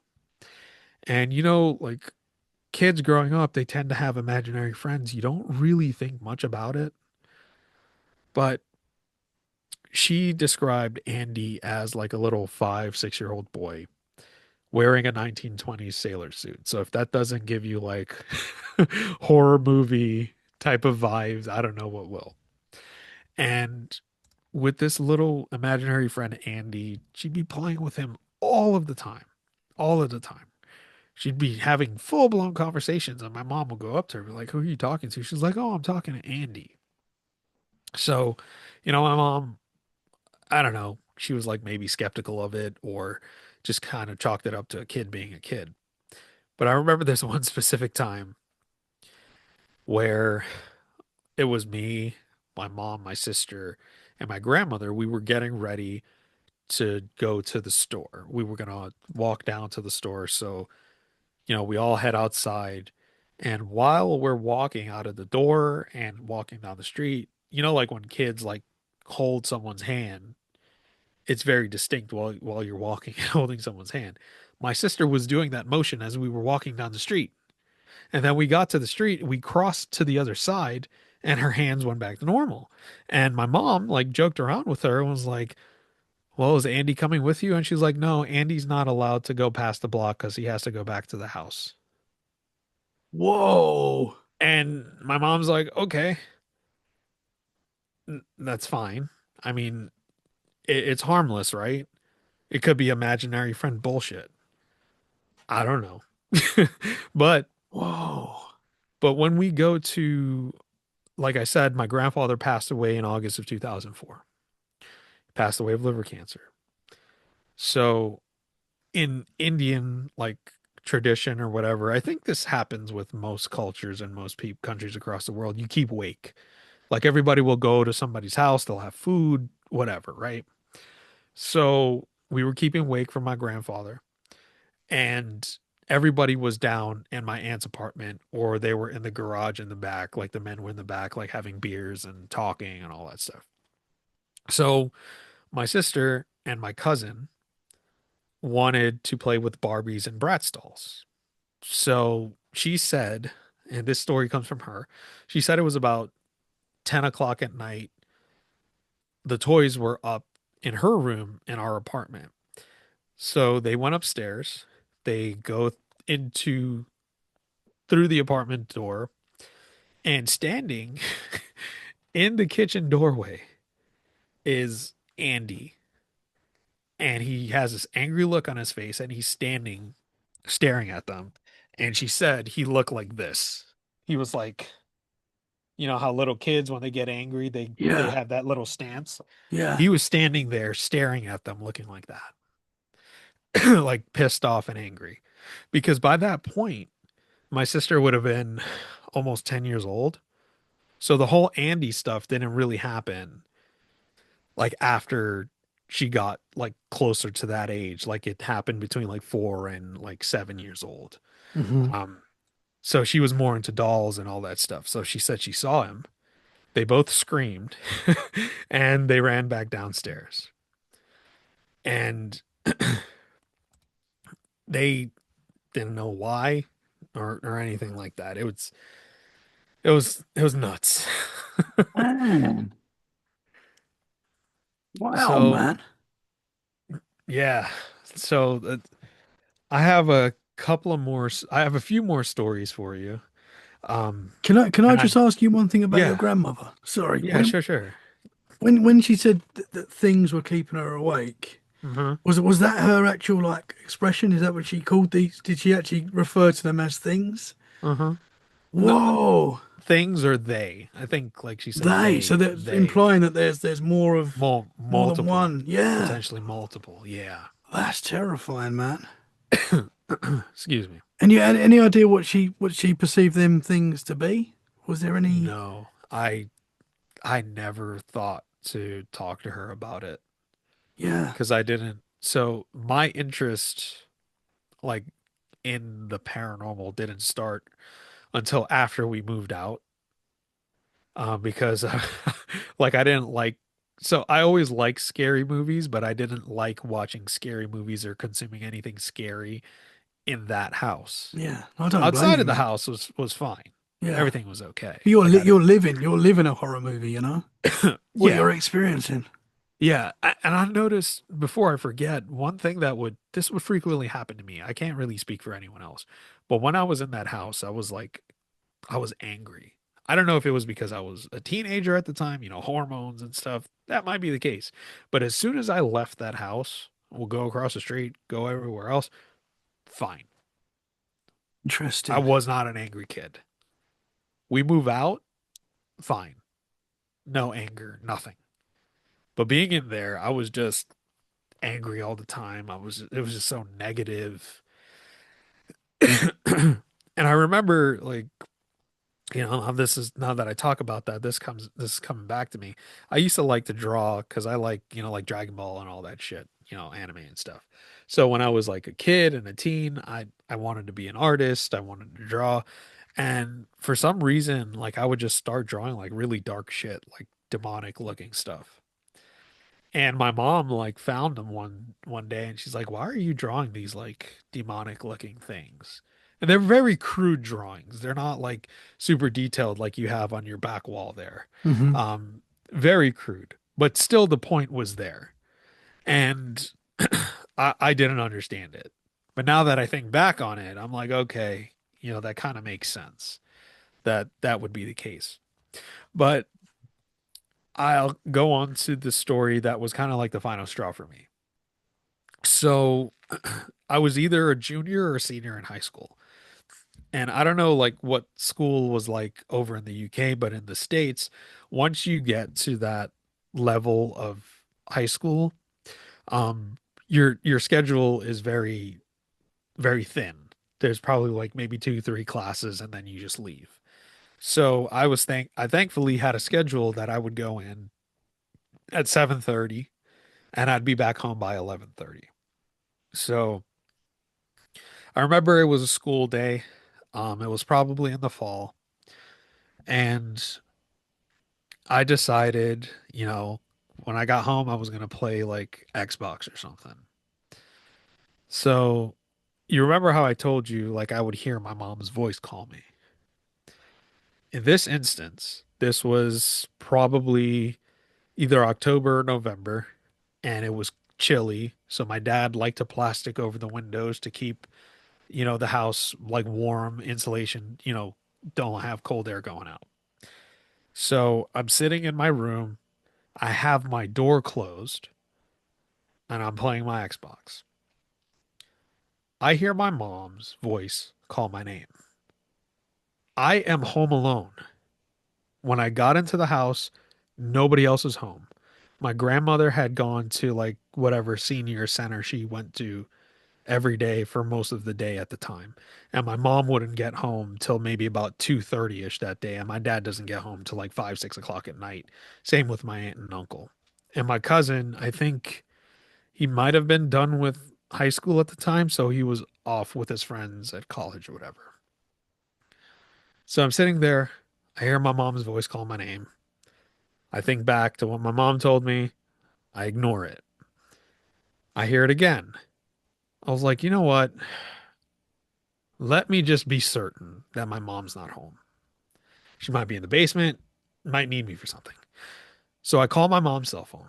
My mom picks up the phone and my mom worked in Manhattan.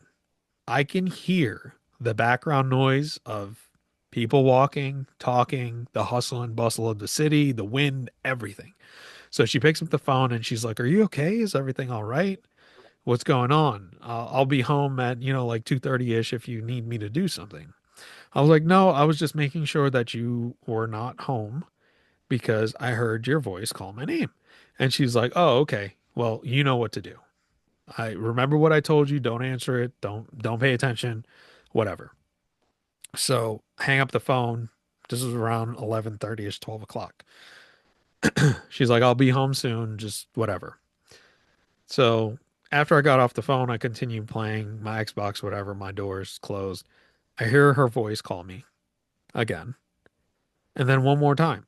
I ignored it both times. And Tommy, this scared the ever living shit out of me. Remember how I told you that in the threshold, like for the kitchen and the dining room, there was a big ass wooden door that wind could not move it. Like you had to physically move it. It was wide open. I hear this loud fucking boom. That door fucking slams. I just like made sure like my door was locked and I just sat in that room until my parents got home. When my dad got home, I said to them, I don't want to fucking live here anymore because I've had enough. I told them what happened, and shortly thereafter they kind of like they were already looking to move, then they kind of sped it, and we ended up moving within like the next like 6 to 7 months or so. And what's crazy is that my aunt sometimes she would be home alone downstairs. This is the aunt that lived downstairs. And she would hear people talking, fucking talking, having full blown conversations while we were not there. There was this one instance, it was the summertime. She had stayed home and the rest of the family had went over to my uncle's place for a barbecue. She heard footsteps walking back and forth in the apartment upstairs, and she heard people talking. And she said the footsteps were so loud that she couldn't take it anymore. So she ended up calling upstairs. It just went straight to her answering machine. She went upstairs. She knocked on the door. Nobody was there. She could still hear the footsteps. Then she calls my dad's cell phone and he picks up and he's like, "Oh, what's going on? Like, is everything okay? We're over at yada yada's house. We'll be back in a couple hours." And she's like, "Oh, okay. Just wanted to make sure that you weren't home." He's like, "No, okay, it's fine." She says she hung up the phone and she locked herself in the room until we all came back. So there were so many instances of where people heard voices and footsteps and stuff, and they come and check on it, and there's nobody there. Hmm. And Man. you have the instances where it got violent potentially with my grandmother, violent with my aunt that I could see. And then that instance, I wouldn't want to say it got physical with me, but it got kind of like third party physical, you would say, like with the slamming of the door. Hmm. Yeah. And that just scared the ever living shit out of me, Tommy. It always, and when you were in that house, it always felt like there was something watching you. Hmm. Something, you knew something was there. And if it was dark, it just felt even more uncomfortable. And this story that I have comes from my mom shortly before we moved out. I, there's so much I want to share, but I just want to be like, respectful of your time. No, man, I've got one. As long as you guys are happy, this is fascinating.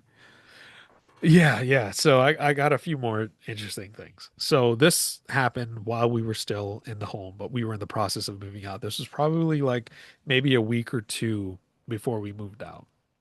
So my mom being a Catholic, she's a very devout Catholic.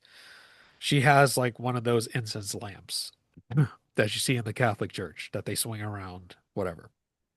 So she liked to do that and burn incense to cleanse the home, like do prayers. So she would go through each room upstairs and do that. Before we moved out, my uncle downstairs, he's a Muslim. And she went downstairs, asked him, like, "Hey, can I do this here?" He's like, "I don't care, whatever. Do whatever you want." So she goes through each room. She goes to the living room, she goes to the dining room, kitchen, bathroom, their room, and then she gets to my cousin's room. And she starts praying or whatever. And then she says she feels this like grip on her neck to the point where she like couldn't breathe and she had to stop and leave. So she stops, whatever. Fast forward to that night, she has this dream. And in the dream, she's in the house, she's in her room. It's not she said it looked like it didn't look like a dream world. Everything was the same as if she was awake. And she sits up in the her bed in the dream, and she looks over to her doorway, and there's this old lady standing in the doorway, yelling at her, swearing at her, saying, "You're trying to get me out of my fucking house. This is my fucking house. You can't get me out. I'm gonna kill you and your fucking family." Fuck, I'm getting goosebumps thinking about this. "You'll never get me out of my fucking house." So my mom said she gets up in the dream, she grabs the old lady by the neck, and she pins her against the wall. And my mom says she got straight in her face and said, "You're not gonna fucking kill anybody. If anyone's gonna kill anyone, I'm gonna fucking kill you." And she said that this thing shapeshifted into a little girl to get sympathy and begged for sympathy from my mom to not hurt her. And then my mom woke up and she told me that immediately the next morning. And I don't know. So here's the thing. That's kind of like that kind of toes the line between like was this like a vivid dream or was this like an actual paranormal experience? But the thing that tips me towards the paranormal side is that whatever was in that dream specifically said, "You're trying to get me out of the house," the same day that she was trying to cleanse the house before we shortly moved out. Like that that all happened in the same day and night, which is freaking insane. Yeah, man. So Wow. so yeah, that's where like, I go a little bit back and forth of, is this like an angry spirit or is there something more demonic here?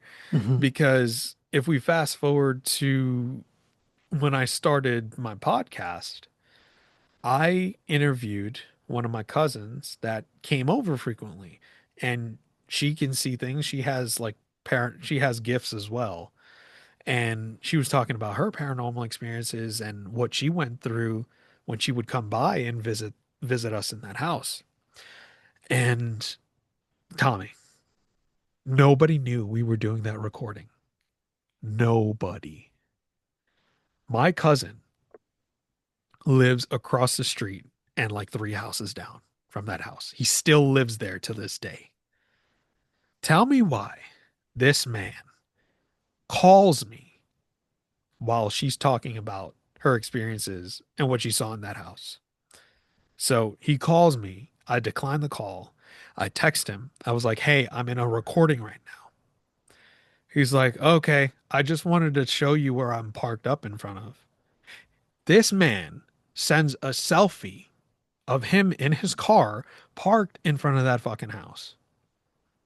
And I was like, "Are you fucking kidding me?" And in a text message exchange, I'm like, "You little bitch. I'm actually talking to ex cousin about her experiences in this house. Nobody knew that this was happening." And he responds back saying, "Yo, the forces are at work, bro." Yeah, man. What possessed him? Because when I talked to him afterward, he said for like a year or two, he never parked in front of that house. He never had a reason to stop there.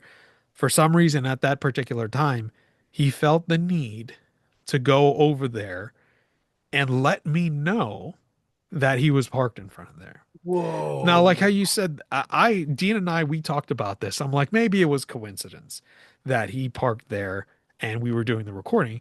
But you said that might not be coincidence. It's like, how does that line up so perfectly? There's Like too many coincidences, man.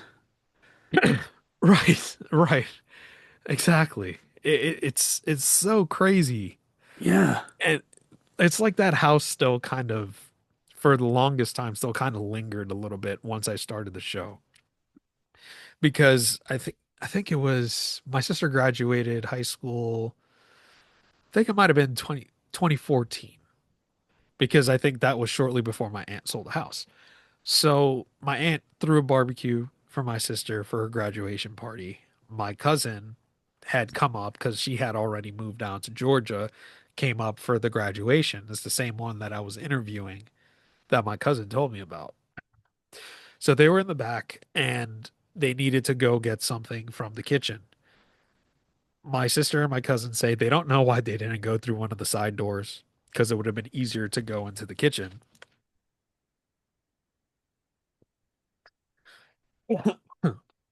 But they decided to go through the front door for some particular reason. And like I said, you go through the front door, their apartment door is right there. But when you get to the staircase, there's like a little L-shaped hallway where you could put, excuse me, where you could put your shoes. So they're taking off their shoes, and I guess my cousin got done taking off her shoes first. And she nudges my sister, and in that L-shaped hallway is the doorway to the basement, another doorway to go to the basement. Standing in that doorway, and this is in broad fucking daylight, is just this like probably like 8 to 9 foot tall, just shadowy mass looking at them. She's like, she says my sister's name. She's like, Jenny, do you see that? My sister's like, yeah. And they left. Whoa. They left. And they never came back. They left the barbecue completely. They told my aunt, like, look, we're not feeling well. We're gonna leave. Fast forward to 2022. My sister and that same cousin are both in New York at the same time. They're both job hunting, visiting family and stuff. So for whatever particular reason, they had to walk to go to the store. I don't know what possessed them to do this, but they said, hey, let's walk by the old house. They go walk by the old house, and simultaneously, they both grab their heads and they have this sharp pains in their heads that don't dissipate until they cross the street all the way to the other block. And dude, I don't know, man. It's one of those things where, like I said before, like if any of your viewers or listeners can give me a rational explanation, a logical explanation of what the hell me and my family went through, Yeah. I welcome it. But yeah, man, that's all the stuff that we went through. And there was one last thing which I'll share very quickly, which I've shared with Dean. Um, I went, oh, I think I might have shared this with you. No, no, no. I think I alluded to it on when you came on my show, but I said I'd share it here when I went on Ashley's show. So I went on to Ashley's show, and as you know, if you've been a guest on there, she has this like iPad that she has on airplane mode with Mhm. that app that has the words that pop up. Yes. Yeah. As I'm going through the stories, like I did with you today, she would periodically stop me and show me the words that pop up. That says like you're lying, stop talking, keep talking, we're watching, we're listening, shit like that. Dude, towards the end of the show, I struggled so much to get my words out. And I never felt, see, sharing the stories tonight, fine. Feels a little creepy because you're talking about it, and as you're talking about it, you're jogging your memory and you're taking yourself back there. Hmm.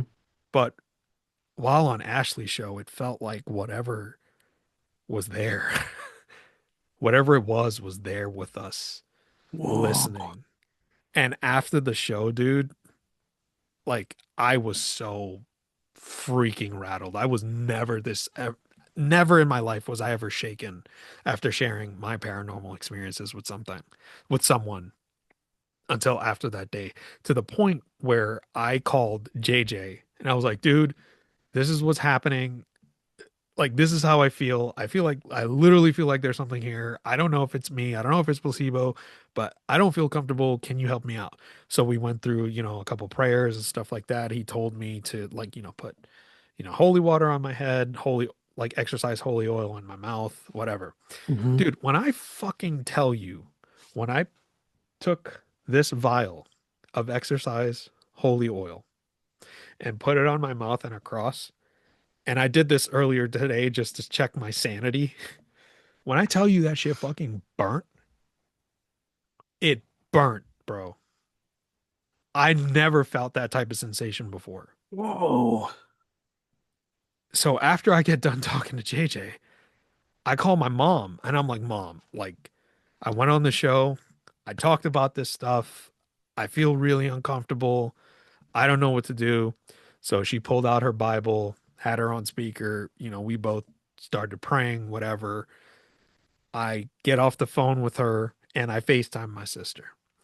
So I talk to my sister almost daily on FaceTime. So she had just come home from work and caught her on the FaceTime. I see my sister's face on the FaceTime and she walks in to where my mom was sitting and she's like, "Yo, mom, why do you look so drained?" So I'm convinced whatever the hell I had going on, my mom like took it and like cast it off. That's the only way I could think of it. Bro. But dude, I was so rattled to the point where I went on Ashley's show. I think it was might have been October 7th. Hmm. I have not shared my stories on a show up until today. So Whoa, you're talking man. about from October to now. Yeah. But yeah, man, that's all my experiences. That's like the last thing. Bro. Man, that's giving me chills. So, so from that moment you left that house to starting the podcast and bringing this stuff back up, had you experienced anything else? Or was there like a stop once you left that house? Starting the podcast, yeah. I always felt like I'd be doing editing. Like Yeah. in my old house, I'd feel like something was like I'd have the door open sometimes and I could see my cats because he would like to sleep on the dresser. But going down the hallway always felt like something was there watching me. And I didn't have my first bout of sleep paralysis until I started the podcast, um, which was terrifying. There were some instances after starting the podcast, I would like scream in my sleep. And I didn't know I was doing that. I would have night terrors. And my wife would wake me up and be like, "Yeah, are you okay?" And I'm like, "Yeah, what are you talking about?" Um, so there were quite a few instances after starting the show and talking to people. I don't know if it's like welcoming the negativity that they experience into like my place of, my home, but it was definitely something where I started experiencing stuff. And I don't know if you have any more questions for me, Tommy, because I'm sure you do, Bro, but I got I loads. took up most of the time and I wanted to kick it over to Dean because specifically to the stuff after the podcast, because when Dean came on the show, he had a few weird things happen here or there, but it was like after we started the show, it was like when he had some weird shit happen. But Tommy, I'll kick it back to you if you got any Man, questions. wow. I mean, thank you for sharing that, man, because that must be quite difficult, especially what you had on Ashley's show. Uh-huh. Ghost Gossip podcast, fantastic. Ashley's awesome. Um, Yeah. but that is terrifying, man. That is Yeah. terrifying, and to have that effect. I mean, it's strange that it kind of stopped once you left that house. And then Yeah. obviously you start looking at, I've got this saying, you look into the paranormal, it looks back. I know, Yep. I don't think I created that saying, but I believe that is sometimes what happens with this kind of stuff. When you start thinking about it, talking to people about it, I don't know if we just conjure this stuff up or whatever, manifest this stuff, but it does seem to come back and, you know, and that's kind of scary. And that was a big, when I started Let's Get Freaky, that was something I was worried about as well. And it definitely happens, man. You definitely Yeah. start Oh experiencing, yeah. noticing things. Yeah, this stuff is scary, bro. There's a scary side to this stuff, obviously. It's dangerous. It It's is dangerous. dangerous. It is It really dangerous. is. Absolutely. It's got to be taken serious. I know we have a laugh, we have a good time, but at the same time as well, there is a dangerous side to this stuff, man, for Yep, that's sure. why I got this lit. Yeah, absolutely, bro. So going to Dean. Well, let me check How my you doing, clock. bro? Oh, Are you okay? I got a minute. I got a minute and You got 20 a minute seconds and left, 5 Chris. seconds. Dean, you still Thanks, with us? asshole. Jeez. I told you to go first. I'm just AI now. I've just turned into AI. I'm not even here. I Um, think are we still okay? Everyone's still good to carry on recording and stuff? Are we all still? yeah, I think I got some time.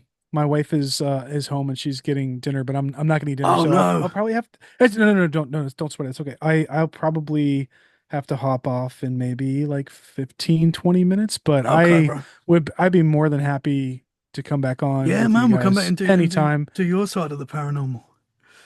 Um, Yeah. Yeah, dude, there you are got a to couple share your things. stuff with your camera and Yeah, all that stuff, man. yeah. I keeping in line. So I will preface by saying that So me personally, I think that there is 100% something about this reality and this existence that is supernatural, paranormal, religion, whatever you want, spiritual. I think there is beyond a shadow of a doubt something strange. I don't fall into the camp. I've never fell into the camp, and I don't think I ever will, that everything is 100% explainable and we're literally just here in this three-dimensional space and there's like nothing more. Um, but I will caveat by saying that I would say maybe 10% of life is the unexplainable and the actual true strange macabre paranormal whatever. But then I think 90%, there's at least not debunkable, but there's some, well, did you think about this angle, this sort of thing. So like I just want to say that first because I don't count myself. I don't want people to get the impression that I am 100% skeptical. I do believe there's something strange to a lot of this stuff. And the reason I preface that first is because when I tell my stories, I try to always inject a um, rational explanation for it. Usually, I mean, there's some experiences I've had that I can't. We've tried Mhm. to explain it away, and Chris knows like we've had plenty of episodes where I just can't. We just can't do it because it's too strange. But keeping in line, and let me say too, if and when we come back on, I'd be more than happy to go back all the way to the beginning. Because I've kind of had a different set of experiences than Chris. I didn't have a lot of terrible, scary, demonic-ish things happen to me growing up. I actually had like a pretty mind-blowing, open-minded, kind of spiritual, almost in a positive way, set of things that happened to me growing up. But I definitely have had my fair share of spooky, creepy stuff. So I'm more than happy to share that when we have more time Yeah, later man. on. But I will, keeping in line with the mimic stuff that Chris was sharing, where like hearing names. For my whole life, I've never really experienced that until we started doing this podcast. And then like I promised, like taking the skeptical stance partially. Like Chris said, I think there is some room for questioning like whether or not the gravity of the things we talk about with people and the topics we cover might spill over into our subconscious, and that might play a role in freaking ourselves out. Hmm. However, I will say that plenty of the experiences I have like had external factors that just doesn't fit in line with seeing things that aren't there that are explainable. It's actual physical, like you said, technology tends to be a medium for a lot of this stuff. And so I'll just go through a few instances that go along with Chris's mimic examples about hearing his name that I've been going through for the last few years since we started the podcast. And the earliest one I can remember, my daughter was my oldest was still really young and she was still in a crib. And we, had the baby monitor as everyone's familiar with and stuff. And you have the baby monitor in your bedroom and then the cameras in the crib in the other room or whatever. There was one night um that I was kind of like half awake. I was awake, but I was trying to fall asleep and the monitor was going. And I remember of hearing a very, very light shushing sound in her room. Like somebody, like she was kind of fussing, right? And I was just kind of laying there listening, like, okay, she's not going off yet. I can close my eyes for like maybe 30 more seconds before she starts crying. But as she's fussing and getting ready to cry, I hear something go, shh, like but not, that's probably too loud. It was very light. There's no one in the room. My wife is next to me in my bed or in our bed. And there's no one else in the house. And so my eyes shoot open. I'm like, what the like I get out of bed and I run into the room. And but probably even so much so that like I, flung the door open a little too hard and ran the risk of waking her up. But there was no one in there. And there was nothing out of place. And if you don't know this, in Hawaii, houses are like usually regular single family homes are built on the smaller side because we live on an island conserving space or whatever. So our rooms are awfully small. They're tiny. Um, Even in Pennsylvania growing up in my mom's old house, um, and we were a middle income family, so we had like maybe 1,800 square feet. Even my room back then in that house was big, and these rooms are tiny. So I'm like looking around and like there's not a lot of places to hide. So there's nothing in there. Um, so I just kind of shake it off. And that was the first really strange experience that I had. And then Man. yeah, and then a bunch of other times I had heard, and this is usually coming out of sleep state. And I will say too, like I have so many stories of sleep paralysis. I have experiences seeing things coming out of sleep paralysis, like hallucinations and whatnot, which I know a lot of people do have, and that is something that does happen. Your dream state kind of fuses with your awake state, and you're projecting things, and that's explainable. But there's also some really creepy things I saw. But I woke up to the sound of um my wife calling my name, and it was so vivid, the sound, because I know like people have dreams, you hear noises in your dreams, or maybe even you hear like a sound in your dream and you wake up to it. That's totally different from what I've been experiencing here and there. It was My brain registered the sound as an external thing that woke me up. So something in the room made a sound, and then my brain interpreted it as like something calling my name. And that's been something that's been freaky a few times. And two other instances, and this is one of my favorites because this has a little bit of a creepy angle to it, um, or extra creepy angle. So remember, I said my wife and I travel. We try to travel to Japan. It's like one of our favorite places, and it's rare we get to go there. It's maybe once a year, and we spend like a week or two there. But the first time we went to Japan, we were staying, and this is before the twins were born, and my daughter was still pretty young. We were staying in this hotel, and the hotel rooms are small, so there's not a lot of, but they're very quiet rooms. Like they built their Japanese amazing architecture. The rooms are very quiet, and so I'm awake, or sorry, I'm asleep in the middle of the night. It's like maybe 2 or 3 in the morning, and I suddenly wake up to something saying Aria. Like I hear Aria, and I don't speak Japanese. I did not know at the time what that meant. Um, but it very clearly was that sound or that word. And I had no idea how to look it up. I tried looking it up, I couldn't find anything. Luckily, like Chris said, we have a friend, JJ, who has his own show, and we kind of trade guest appearances here and there, and he speaks Japanese. And I got the opportunity to ask JJ, like, what do you think that is that a Japanese word? And he said, yeah, that's a Japanese word. And Chris, I don't know, are you still there? Chris, can you hear me? Do you remember what he said? It was either I think it was I'm here.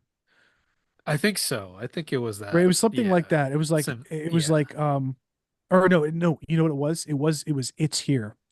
So apparently Oh, yeah, yeah. Aria it means it's here. Whoa. And guys, let me tell you, like I'm so serious right now. I am not one to play into imaginations or projecting like I love scary movies, but to me they're just movies.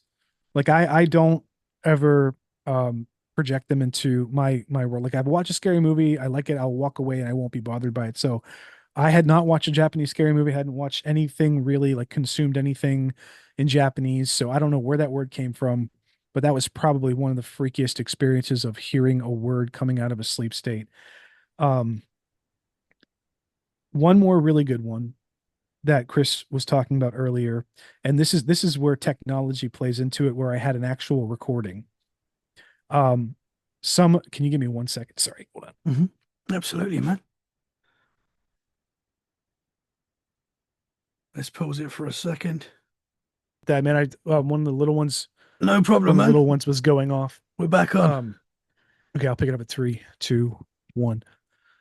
Um, so we had some visitors. It was my wife's cousins. They were in from California. It was the first time they were visiting, and they were here on vacation, and they wanted to get a place, because Hawaii is freaking expensive. So we're like, well, just stay with us so you don't have to drop like grant like thousands of dollars on a hotel room. So they were staying here, and this was back when my sleep patterns were just crap. I mean, they're crap now, but they were worse back then. I would just sometimes randomly wake up in the middle of the night, and I would just go downstairs and watch like TV or something. And that particular night, the house was quiet like normal. They were upstairs sleeping, and my wife was sleeping, my daughter was sleeping. So I was downstairs by myself, and it's pitch black, and the TV was blaring, and I just started getting really tired, kind of like lucid, like semi lucid, and I'm like, okay, I need to try to fall asleep. It's like 3:30 in the morning, got to get up soon. So I turn off the TV, and I was getting some water in the kitchen. It's pitch black, and I put the water down. I go over to the couch, and I just like being a fat ass dude, I just plop down on the couch. Like I just fall down on the couch. And as I'm falling down to hit the couch, I hear the clearest statement of, "Hey man," in a man's voice. I hear, "Hey man." And I immediately, like, when you get caught off guard, especially in the dark, even if you're in your safe space, you're like, "Oh shit," like, "Oh, what's up, man?" I responded. I'm like, "Oh, hey, what's up? Do you need something?" Thinking it was the male cousin. Nothing. I don't hear anything. There's just quiet. And I'm like, "Yeah, are you," like I say again, I'm like, "Yeah, can you hear me? Where'd you, are you still there?" Nothing. And so I'm like, I'm sitting there scratching my head. I'm feeling a little embarrassed because I'm like in my boxers and nothing else. So I'm still like kind of like frazzled. And so I decide after a couple minutes of just sitting in the quiet to get up. And I like go to the hallway, I go to the stairs, I kind of creep up the stairs, I look, there's nobody up, there's no doors open, there's no lights on, there's no sign that anybody was up. So I'm thinking like I have this really crazy, for better or worse, analytical brain where I'm always thinking about stuff, and I couldn't let it go. I'm like that's so weird, like, and I couldn't fall asleep. So I know this is weird for, some people might not agree with this. It just kind of might be strange, but we have cameras downstairs in the living room and the kitchen. And the reason we did that was because we were having some people come in to help us take care of my daughter when she was really young, and just making sure, the person wasn't like unconscious on the floor or something like that while they were taking care and we were at work. So I go into the camera app and I go to the playback, and I find the exact moment where I go lay down and hit the couch. And here's the creepiest part. Right when that sound of "Hey man" would have been captured by the camera, it glitched and there was a skip. And the skip was only like a couple seconds long.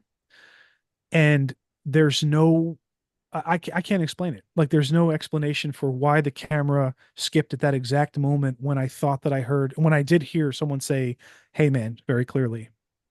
Um, Whoa. so I think to this day, that's one of the most profound experiences I've had.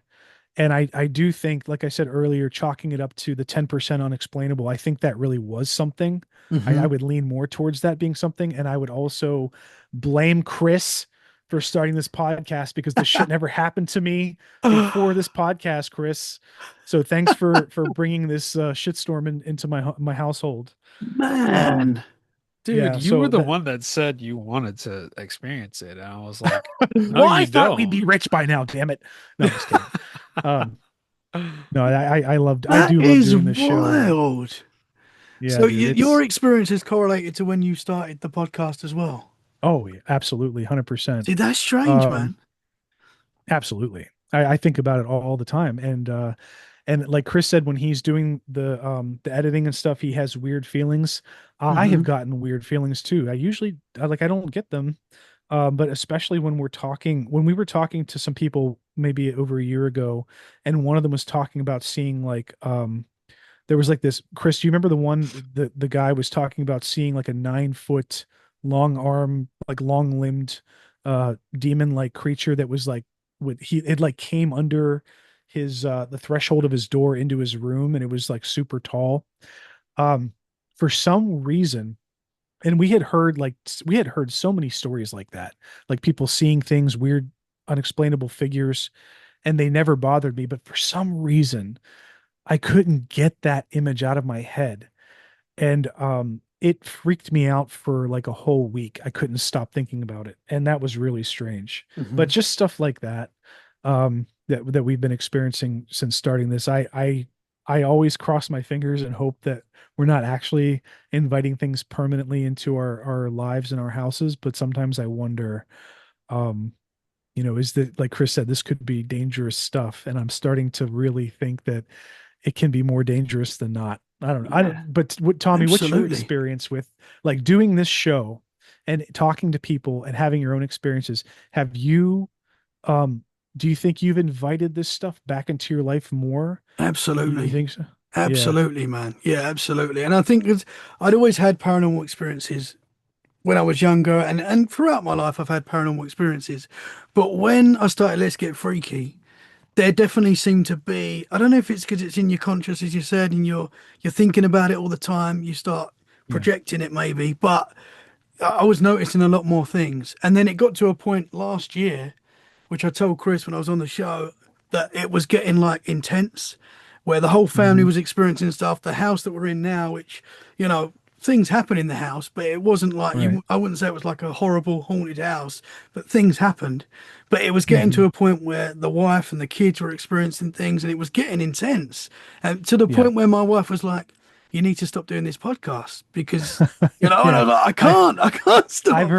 heard the same thing from my SO. Same thing, man. Yeah. Like maybe you should stop doing this. I do think we Um, invite it in. I think, and if you're open to it anyway, you're going to have experiences, I believe. But yeah. when you're talking about it every night and you're hearing people's other experiences, I do think that is going to have an effect, and you are going to notice things, and you bring it to the forefront. Yeah, man. I think it is. It But is.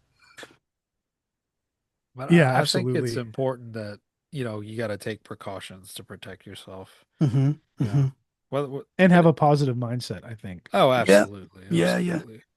Even if it's like placebo, you know, it's like when I don't light this candle, I feel like, okay, I don't Hmm. feel comfortable. Hmm. But the process of saying a quick prayer and lighting the candle and, just putting holy water, like a cross of holy water on my head, it makes me feel better. It Hmm. helps me feel Yeah. safer. It changes my mindset of like, okay, now I'm protected. So, you Yeah. know, I can do what I need to do. Hmm. For me, And then there's prayer works. yeah. That's Sorry, what go ahead, man. Go. that's the process. I pray, and for me Yeah. that works. I'm not saying that works for everyone, but for me that's what works, and you know that's Yeah. what I do. My heathen ass doesn't have that. I so I grew up Catholic like Chris, and I leaned really heavily into religion for a long time, actually. Um, and I like to joke with Chris all the time. It's like we went to a Catholic institution for higher education, and one of the requisite classes you had to take were world religions. And I was so thankful to have that. I mean, like that's amazing. Can you imagine like going back like even 50 years to a Catholic school and expecting them to teach other religions? That would never happen. So, but I joke with Chris that that experience of learning about other religions in depth and historically and how they mold into each other, how they morph into each other, that kind of gave me cause to say, wait a minute, I don't think I want to dedicate my life to one. No, I'm not, by the way, just I just want to be clear, I'm not, Hmm. to each his own, right? Like it's Hmm. totally it's I totally respect anybody who has a dedicated religion or whatever. But for me personally, it was like I've met too many people from too many other religions and have consumed too much depth of knowledge of those other religions to think that I could or dedicate myself to one. Um, so I like to think of life as maybe like a tulpa. Do you know have you ever heard of like you okay, so you're It's familiar with tulpas. yeah. So That's like when I we kind of we get the we like man we yeah, like create the entity. exactly. Yeah. And I Hmm. just saw this really strange, or like the timing. I just saw this news article, the scientific article about how there might be uh there might be justification to think that what was it? It was like I think it was something to do with subatomic particles and the slit experiment thing where when you look at when you measure something, the results change. And there was something about the article that said that we might be if things that we do in um, the current state of reality might affect the past.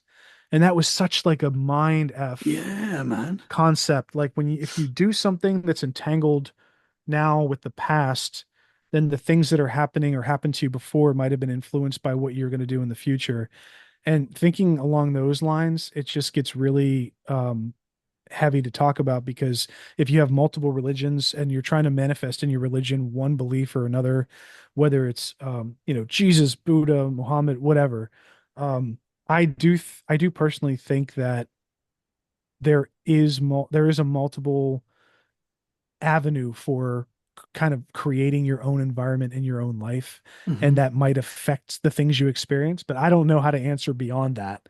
That's, to me, that's the scariest part of reality. The thing that scares me the most is like the after, and it, like, not just the death part, but the what comes after. And I know we could probably go ages talking about that sort of thing, but I'll pause there because I tend to rant. um Nah, it's awesome, man. So yeah, I wish we had more time. We can go even deeper. But yeah, I would love to get you guys back on yeah, and Say the absolutely. word, get man. into it even more because I have yeah. UFO stuff too, by the way. So I see Oh, the UFOs in the bro, background. Oh shit! I didn't share what Do are my you you want me doing to give you UFO tomorrow? more? ones. No, yeah, now. Tell me now, Okay. please. Yeah, absolutely. Okay. I'll give you, I don't want to give them all away because I want to have something next time. Do you guys want to hear about the reptilian? Oh Oh, Do you my yes, want to, people. gosh, Yes. that's probably I should have kept that quiet. That's probably the best one I have. The other ones are kind of like less than the bro, you lesser can't through. do that. Okay. You can't do that. I Okay. need another hour at least. Okay. Okay. Okay. Okay. Okay. Um, we Reptilians or can, UFOs? Oh my gosh, yeah. so I never believed in the reptilian thing when this happened when I was young, by the way. This was maybe, um I'm pretty sure, I mean, it was definitely before I was 14. I want to say between like 12 or like 11 to 13. Um so remember how I said I've had a lot of experiences with sleep paralysis. Like my first experience with sleep paralysis was maybe when I was 9. I was sleeping over at my aunt and uncle's house, and my mom was on vacation, or like, not on vacation, but she was traveling. And I woke up in their bed to the sound of a rattlesnake. And Chris corrected me when I brought this up. I thought that I didn't think there were rattlesnakes where I grew up, but I think or he said, there were rattlesnakes around that area, but I had never seen them. And I'm not afraid of snakes at all. So I don't know why I had this waking dream, but I woke up and I heard a rattlesnake like, and I couldn't move. So I was completely paralyzed, but I was awake. And I was my immediate thought after hearing that and not being able to move at like 9 years old was I got bit by a snake. And because I knew snakes, like, they would bite you and you get poisoned. And so I thought I was paralyzed by a rattlesnake in the room. And it took me a good 2 or 3 minutes of like panicking in my own body, not being able to move, before I like fully woke up. And I immediately, like, checked my whole body, like, where are the snake bites? Where are the snake bites? And I look under the bed and there's nothing. Um, and that was just terrifying. That was my first foray into sleep paralysis. But the reptilian one was probably the most significant, scariest one I've ever had in my entire life. So, like I said, I was between the age, like, maybe it was like 11 to 13. I was in my bed in my old room in my mom's old house in Western Pennsylvania, and I remember waking up slowly in the middle of the night. Maybe it was like 1 a.m. It was dark, but there was still some moonlight coming in from the around the blinds that were drawn.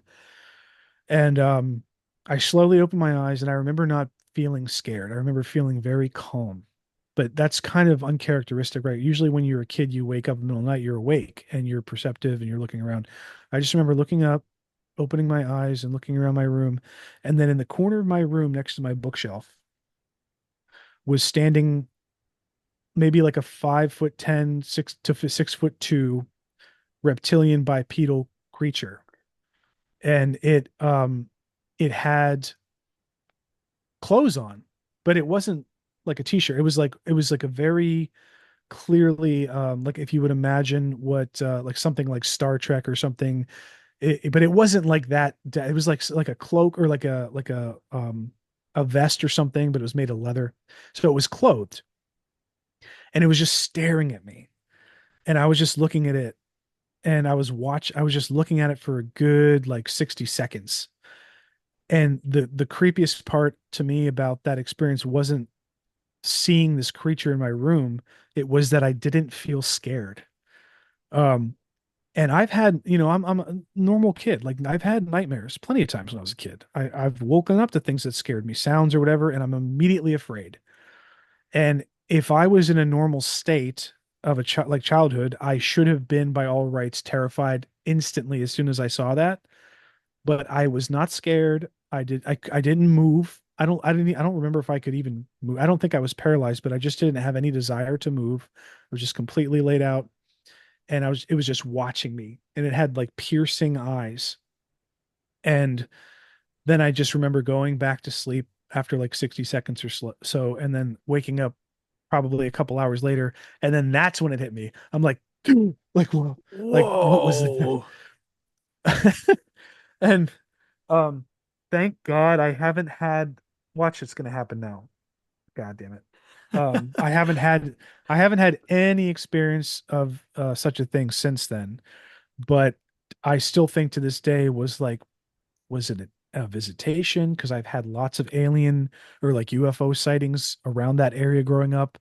Um, my grandfather was around during the Kecksburg incident in Western Pennsylvania, and he knew people who saw it, and he was very much in the thick of it when that was happening.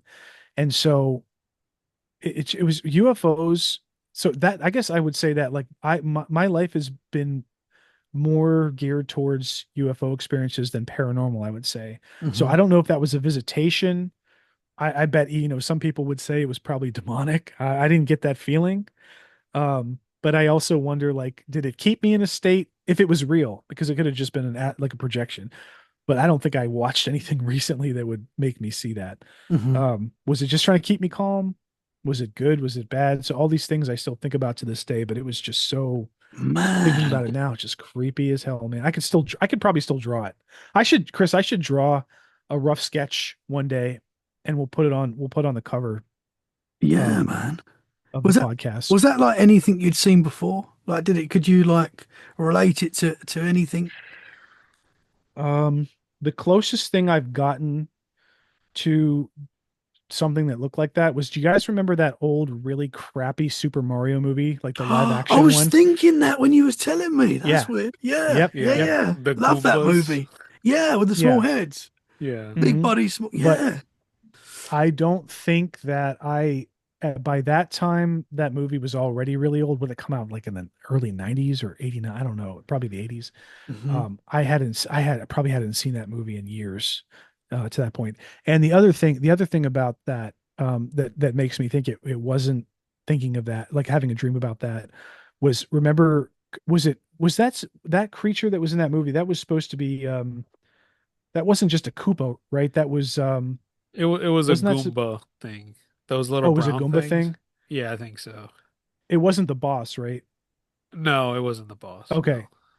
Okay, so but the thing about that was, if I remember correctly without looking it up, that thing in the movie had like a huge lumbering body and a Hmm. Yeah. tiny ass head, right? Yeah.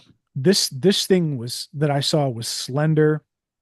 It was muscular, like toned, and it had a head that was proportional to its body. And but honestly, that's the closest thing I could say, because the Wow. facial structure was probably similar, but the proportion of the body was completely different. Man, that is Yeah. wild.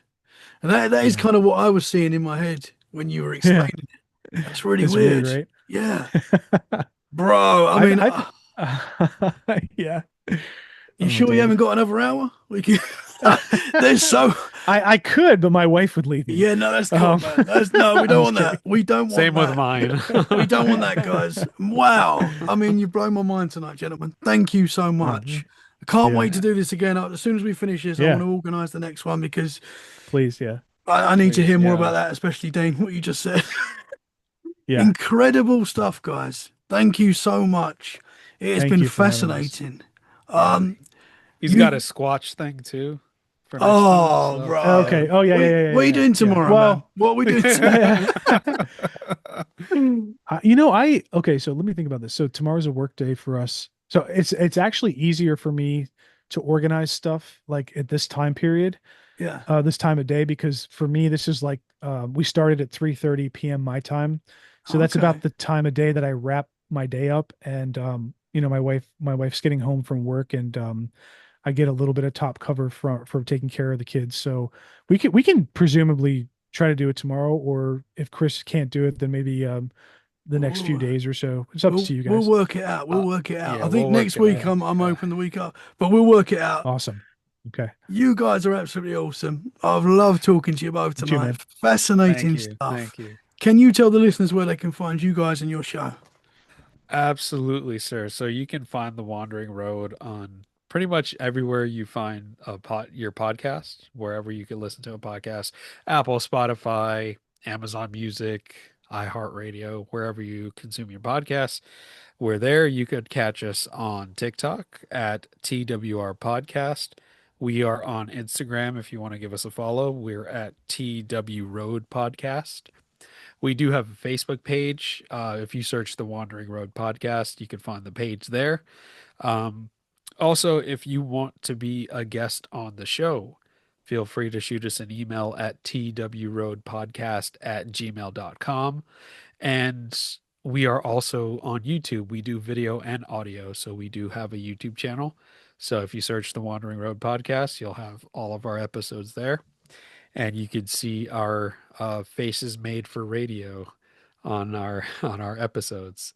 But yeah, if to your listeners, if that's something they're interested in, they want to hop on our show, just feel free to shoot us an email. We'll get something scheduled. I always say we love interfacing with the community, so it's always great when we have episodes where we can interview people and hear their paranormal experiences.